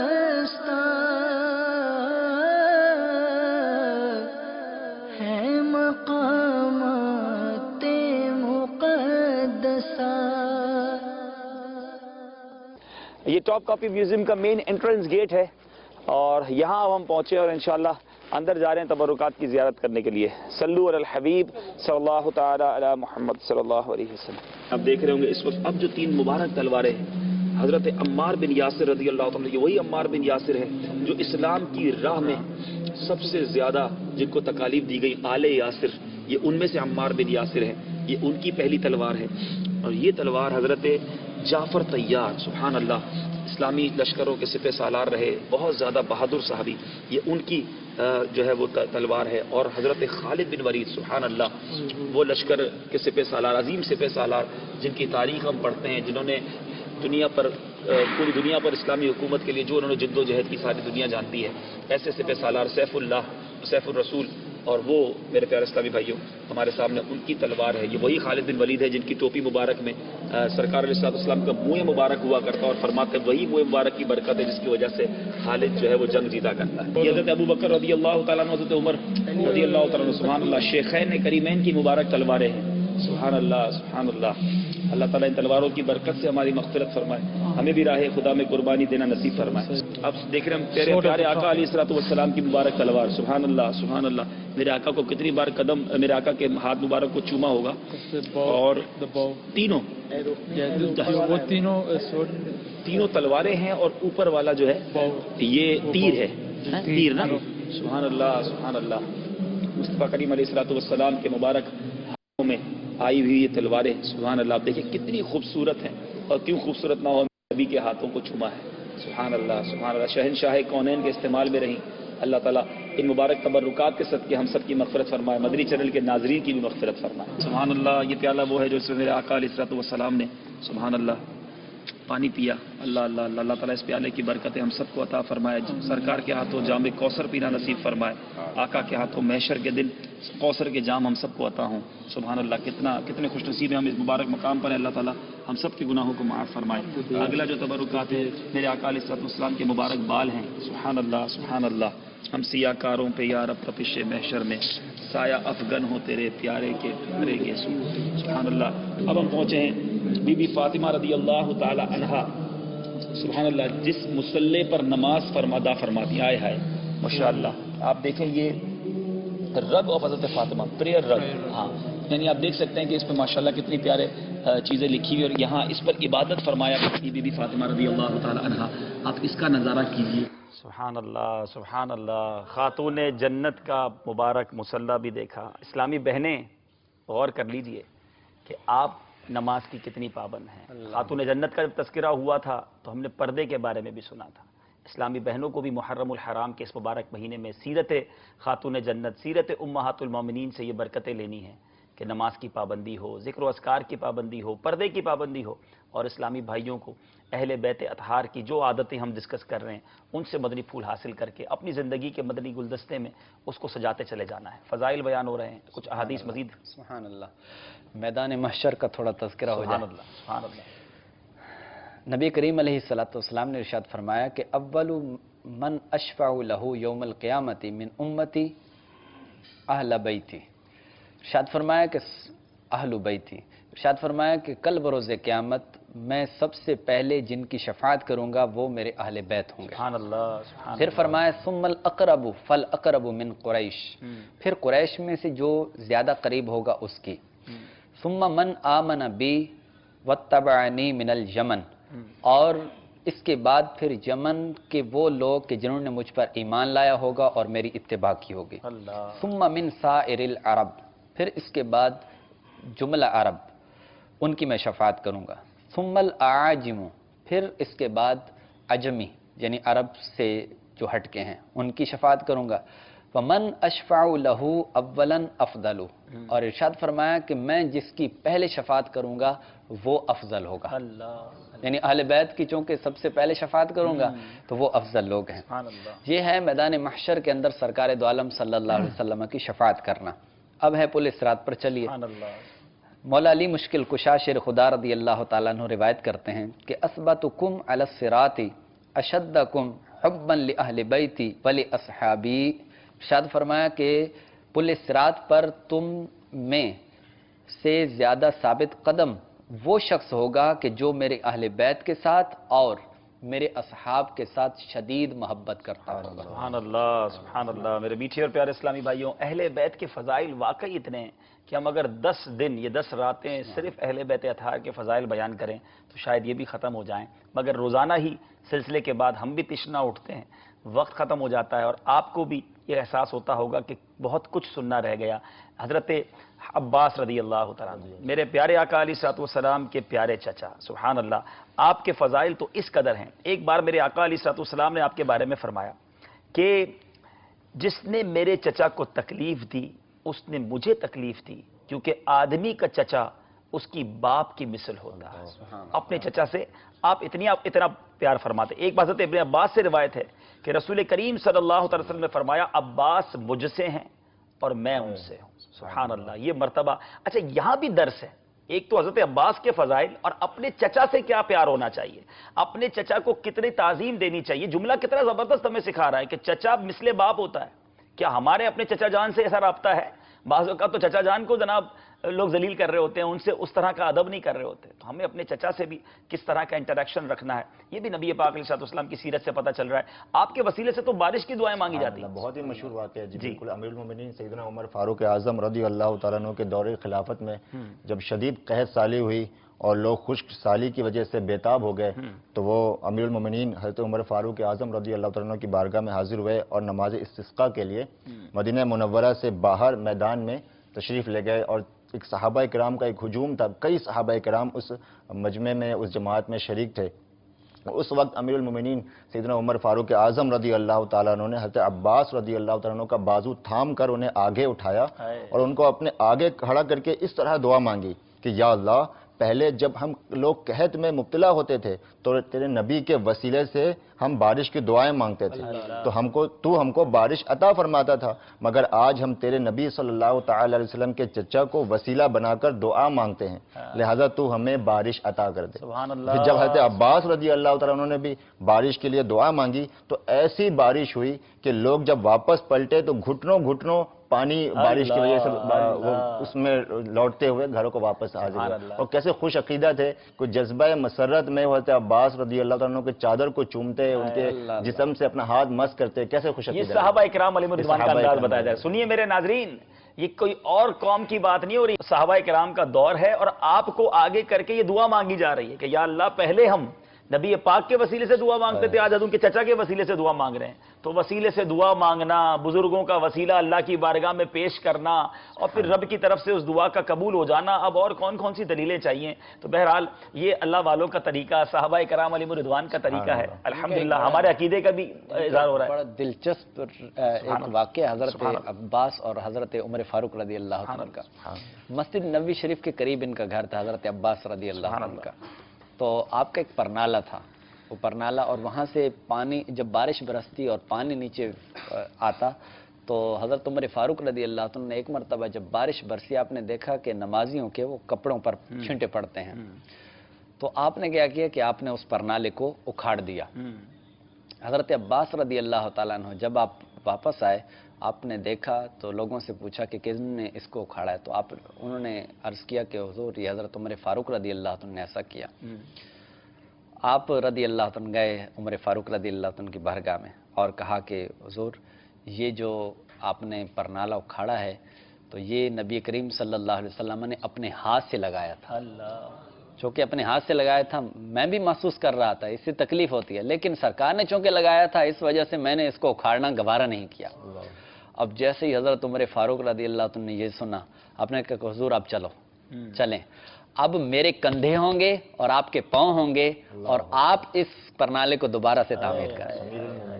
امیر المؤمنین ہو کر پھر حضرت عباس رضی اللہ عنہ آپ کے کندھوں پر سوار ہوئے، اور حضرت عمر فاروق رضی اللہ تعالیٰ عنہ کے کندھوں پر سوار ہو کر انہوں نے پرنالے کی دوبارہ تعمیر کی۔ صحابہ کرام کی کیسی محبت تھی آپس میں، یہ جو انٹریکشن ہے یہ بھی سمجھنے والا ہے کہ حضرت عمر رضی اللہ تعالیٰ عنہ کو حضرت عباس سے کیسا پیار کہ آپ کا وسیلہ اللہ کی بارگاہ میں پیش کریں۔ انشاءاللہ اس پر آج کچھ مدنی پھول عرض کرنے ہیں کہ صحابہ کرام اور اہل بیت اطہار کا آپس میں پیار کیسا، آپس میں تعلق کیسا تھا۔ مگر ایک چچا کی بات ہوئی ہے تو ایک مبارک چچا، بلکہ نبی پاک علیہ الصلوۃ والسلام خود فرماتے کہ میرے چچاؤں میں، یعنی نبی پاک علیہ الصلوۃ والسلام کے تمام چچاؤں میں سب سے بہتر حمزہ ہیں، سید الشہداء حضرت حمزہ رضی اللہ تعالیٰ عنہ ہیں۔ سبحان اللہ، یہ وہ عظیم ہستی ہے میرے میٹھے اسلامی بھائیوں جن سے میرے آقا علیہ الصلوۃ والسلام بڑا پیار فرماتے۔ حضرت عبداللہ ابن مسعود رضی اللہ تعالیٰ سے روایت ہے، احد شریف میں جب سید الشہداء سیدنا حمزہ رضی اللہ تعالیٰ عنہ شہید ہوئے، آپ کہتے ہیں کہ میں نے رسول کریم علیہ الصلوۃ والسلام کو کبھی ایسے آنسو بہاتے نہ دیکھا جیسے حضرت حمزہ کی شہادت پر آپ کے آنسو تھے۔ آپ ان کے جنازے پر اس قدر روئے کہ آپ کو غش آ گیا۔ آپ نے فرمایا اے حمزہ، اے رسول اللہ کے چچا، اے اللہ کے شیر اور اس کے رسول کے شیر، اے نیکیاں کرنے والے، اے سختیاں جھیلنے والے حمزہ، اے رسول اللہ کے روئے انور کو گھلانے والے۔ اے میرے میٹھے اور پیارے اسلامی بھائیوں، ایک اور جگہ میرے آقا علیہ الصلوۃ والسلام فرماتے ہیں، اس ذات کی قسم جس کے قبضے میں میری جان ہے، اللہ تعالیٰ نے 7ویں آسمان پر لکھا ہوا ہے کہ حمزہ اسد اللہ اور اسد الرسول ہیں۔ اے میرے میٹھے اسلامی بھائیوں، ان کی وہ شان ہے۔ اللہ تعالیٰ سے دعا کرتے ہیں، مبارک راتے ہیں کہ اللہ تعالیٰ ہم سب کو مدینہ منورہ کی بار بار حاضری عطا فرمائے۔ سید الشہداء سیدنا حمزہ رضی اللہ تعالیٰ عنہ کے مزار پر بار بار حاضری عطا فرمائے۔ پیارے آقا کا ان سے بڑا پیار، اور ہمیں بھی ان سے بہت محبت ہے۔ مدینہ پاک جب بھی جائیں اللہ تعالیٰ آپ کو بار بار حاضری نصیب فرمائے۔ کوشش کریں کہ جس طرح روزانہ بارگاہ رسالت میں حاضری ہوتی ہے، روزانہ ہی سید الشہداء کی بارگاہ میں حاضری ہو۔ اور یہ معمول ہے، ہم نے دیکھا کہ اہل عرب، اہل مدینہ سالوں سے، بڑے عرصے ہو گیا انہیں وہاں رہتے ہوئے، روزانہ رات بارگاہ سید الشہداء میں بھی وہ ضرور حاضری دیتے ہیں۔ تو بہرحال کسی ایک در کو پکڑ لے تو پھر وہ در کا آقا جو ہے آنے والے فقیر کو ضرور عطا کرتا ہے۔ تو پیارے آقا کو اپنے چچا سے بڑا پیار، اور نبی پاک کی محبت ہی کی وجہ سے ہمیں بھی سید الشہداء سے پیار ہے۔ ایک اور فضیلت ہم نے امیر السنت نے رفیق الحرمین بھی اس کو تحریر فرمایا، اس کا خلاصہ ہے کہ جو کوئی شخص ان کے مزار پر جائے، انہیں سلام پیش کرے، یہ بروز قیامت تک اسے سلامتی کی دعاؤں سے نوازتے ہیں۔ تو سید الشہداء اور شہدائے احد کی بارگاہ میں ضرور جانا چاہیے، ان کی برکتیں حاصل کرنا چاہیے۔ خود نبی پاک علیہ الصلوۃ والسلام بھی شہدائے احد پر کرم فرمانے کے لیے تشریف لے جایا کرتے۔ اب اس سلسلے کے آخر میں چند وہ احادیث کہ جس سے صحابہ کرام علیہم الرضوان اور اہل بیت اطہار کا آپس میں کیسا پیار، کیسی محبت اور کتنی عزت و احترام کا رشتہ تھا۔ حضرت سیدہ عائشہ رضی اللہ تعالی عنہا سے، خاتون ہمارے امی حضور ہیں، ان سے جب پوچھا جاتا کہ لوگوں میں نبی پاک علیہ الصلوۃ والسلام کو سب سے زیادہ پیارا کون تھا، آپ فرماتی فاطمہ۔ پھر پوچھا جاتا کہ مردوں میں کون زیادہ محبوب تھا، تو بی بی عائشہ فرماتی ان کے شوہر علی رضی اللہ تعالیٰ عنہ۔ اور جب سیدہ فاطمہ سے پوچھا جاتا کہ لوگوں میں سے رسول اللہ صلی اللہ علیہ وسلم کو سب سے زیادہ پیارا کون تھا، تو وہ کہتی بی بی عائشہ رضی اللہ تعالیٰ عنہ۔ پھر ان سے پوچھا جاتا ان مردوں میں کون زیادہ محبوب تھا، تو فرماتے ان کے والد سیدنا ابوبکر صدیق رضی اللہ عنہ۔ تو یہ میرے پیچھے اسلامی بھائیوں، ستارے اور کشتی کی جو بات ہو رہی ہے نا، صحابہ اور اہل بیت کا آپس میں اس قدر پیارا انداز۔ سیدنا صدیق اکبر رضی اللہ تعالیٰ عنہ کے بارے میں سبحان اللہ، ایک بار سیدنا صدیق اکبر رضی اللہ تعالیٰ عنہ نے مولا علی کرم اللہ تعالیٰ وجہ الکریم کے چہرے کو دیکھا اور مسکرانے لگے۔ تو مولا علی کرم اللہ تعالیٰ وجہ الکریم نے فرمایا کہ آپ کیوں مسکرا رہے ہیں؟ سیدنا صدیق اکبر کیا فرماتے ہیں؟ میں نے اپنے آقا و مولا کو یہ فرماتے سنا ہے کہ پل صراط سے صرف وہی گزر کر جنت میں جائے گا جس کو علی وہاں سے گزرنے کا پروانہ دے۔ سیدنا ابوبکر صدیق فرما رہے ہیں۔ اب دیکھیں مولا علی مسکرانے لگے۔ حضرت ابوبکر صدیق نے پوچھا آپ کیوں مسکرا رہے ہیں؟ تو فرماتے ہیں آپ کو بشارت ہو، میں نے اپنے آقا سے یہ سنا ہے اے علی پل صراط سے گزرنے کا پروانہ اسی کو دینا جس کے دل میں ابو بکر کی محبت ہو۔ آپ سوچئے کیا، دیکھیں ہمیں اسی لیے تو کہتے ہیں نا ہم کو صحابہ سے بھی پیار ہے، اہل بیت سے بھی پیار ہے، اور ان سب کو بھی ایک دوسرے سے پیار تھا، ان سب کو بھی ایک دوسرے کی بڑی الحمدللہ دل میں عزت تھی۔ ایک بار سیدنا مولا حضرت عمر رضی اللہ تعالیٰ عنہ کا آپ کو واقعہ سناؤں کہ حضرت عمر رضی اللہ تعالیٰ عنہ کو جب یہ خبر ملی کہ حضرت علی فرماتے ہیں، یہ جو روایت ہے نا، ہم نے جب حضرت عمر کا تذکرہ سنا تھا کہ حضرت عمر اہل جنت کے چراغ ہیں، سراج اہل الجنہ، تو آپ کو جب یہ پتا چلا کہ مولا علی یہ روایت کرتے ہیں، انہوں نے آقا سے سنا ہے، تو حضرت عمر اپنے کچھ احباب کو لے کر حضرت علی کے گھر تشریف لے گئے۔ کہتے ہیں اے علی کیا تم نے سنا ہے کہ آقا و مولا نے مجھے اہل جنت کا چراغ فرمایا ہے؟ تو حضرت علی کہتے ہیں ہاں میں نے خود سنا ہے۔ تو حضرت عمر نے کیا فرمایا، اے علی اگر آپ نے یہ حدیث سنی ہے نا تو مجھے ذرا تحریر کر کے دے دیجیے، اپنے ہاتھ سے لکھ کر دے دیجیے۔ مولا علی کرم اللہ تعالی وجہ الکریم نے اپنے ہاتھ سے کیا لکھا کہ یہ وہ بات ہے جس کے ضامن علی ابن طالب ہیں۔ عمر بن خطاب کے لیے رسول اللہ صلی اللہ علیہ وسلم نے فرمایا کہ ان سے جبرائیل نے اور جبرائیل سے اللہ نے فرمایا عمر بن خطاب اہل جنت کے چراغ ہیں۔ سیدنا علی کی جب یہ تحریر مل گئی نا حضرت عمر کو، تو آپ نے اس کو سنبھال لیا اور وصیت فرمائی کہ جب میرا وصال ہو تو میرے کفن میں یہ ڈال دیں۔ چنانچہ آپ کی شہادت کے بعد وہ تحریر جو مولا علی نے لکھ کر دی تھی، حضرت عمر وہ تحریر اپنے ساتھ اپنے کفن میں لے کر گئے۔ آپ ذرا سوچئے میرے میٹھے اسلامی بھائی، کیا پیارا انداز، کیا پیارا میرے میٹھے اسلامی بھائی، آپس میں جس کو دوستی بھی کہیں، جس کو عزت و احترام بھی کہیں، جس کو ایک جو کہتے ہیں نا کہ جو ہمیں شریعت سکھاتی ہے ایک دوسرے کا احترام۔ اب ایک اور واقعہ دار قطنی میں ہے کہ دو بدو کسی بات پر جھگڑ پڑے اور حضرت عمر کے پاس آئے، تو حضرت عمر نے کہا کہ آپ حضرت علی سے ان کا فیصلہ کروا لیں۔ تو وہ کہتے ہیں، ان میں سے ایک بولتا ہے کہ نہیں یہ ہمارا فیصلہ نہیں کریں گے۔ تو حضرت عمر نے اس کا گریبان پکڑ لیا اور فرمایا تیرا برا ہو، تجھے علم ہے یہ کون ہے؟ یہ تیرے اور ہر مومن کے آقا ہیں، جس کے یہ آقا نہیں وہ مومن ہی نہیں ہے۔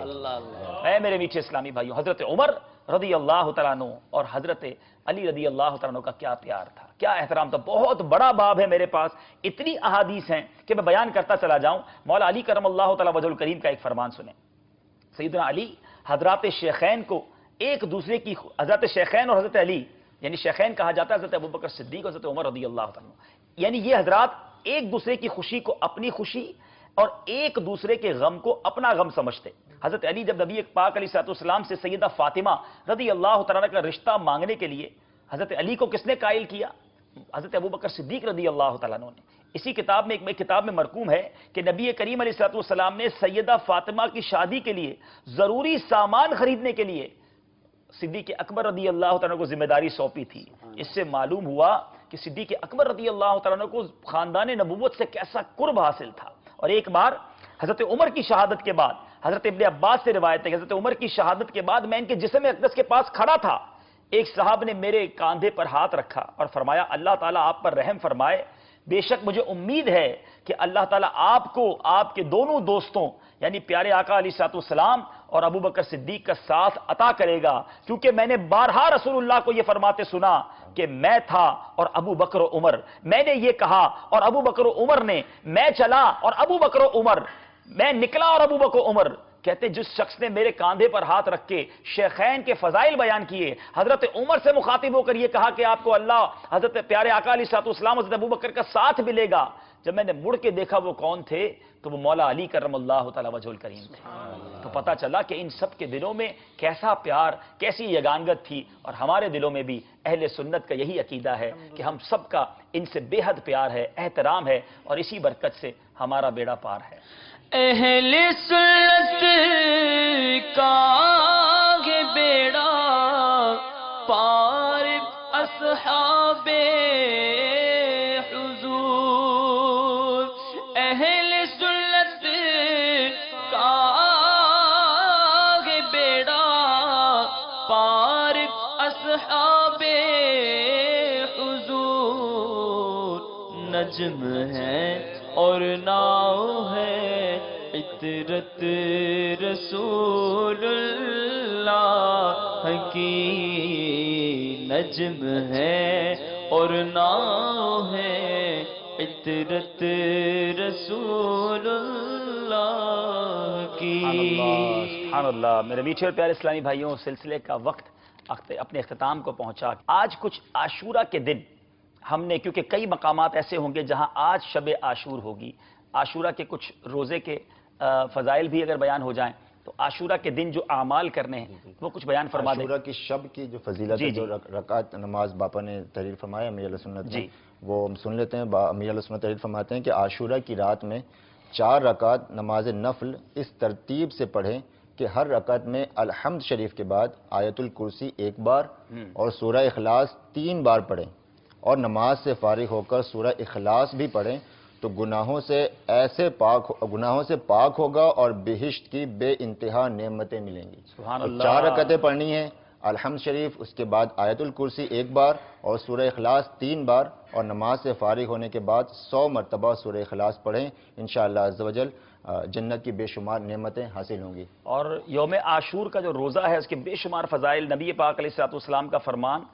کہ پیارے آقا حضرت سیدنا عبداللہ ابن عباس فرماتے ہیں، میں نے پیارے آقا علیہ الصلوۃ والسلام کو کسی دن کے روزے کو اور دن پر فضیلت دے کر جستجو فرماتے نہ دیکھا مگر یہ کہ عاشورہ کا دن اور یہ کہ رمضان کا مہینہ، یعنی رمضان کے مہینے کے بعد عاشورہ کا دن کی فضیلت اور روزہ رکھنا نبی پاک علیہ الصلوۃ والسلام کا خاص عمل۔ اور پیارے آقا علیہ الصلوۃ والسلام نے ارشاد فرمایا یوم عاشورہ کا روزہ رکھو اور اس میں یہودیوں کی مخالفت کرو، اس سے پہلے یا بعد میں بھی ایک دن کا روزہ رکھو، تو 9-10 محرم کا روزہ رکھ لیں یا 10-11 محرم رکھ لیں۔ میرے آقا علیہ الصلوۃ والسلام کا ارشاد کہ مجھے اللہ پر گمان ہے کہ عاشورہ کا روزہ 1 سال قبل کے گناہ مٹا دیتا ہے، تو ضرور روزہ رکھنا ہے۔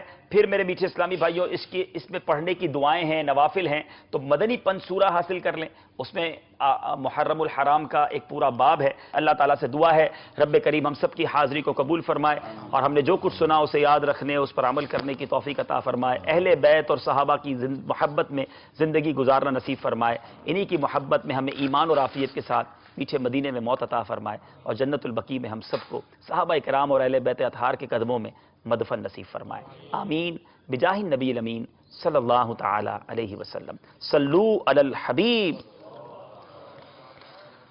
The blessings of Sahaba and Ahlul Bayt, the blessings of Sahaba and Ahlul Bayt, the blessings of Sahaba and Ahlul Bayt, the blessings of Sahaba and Ahlul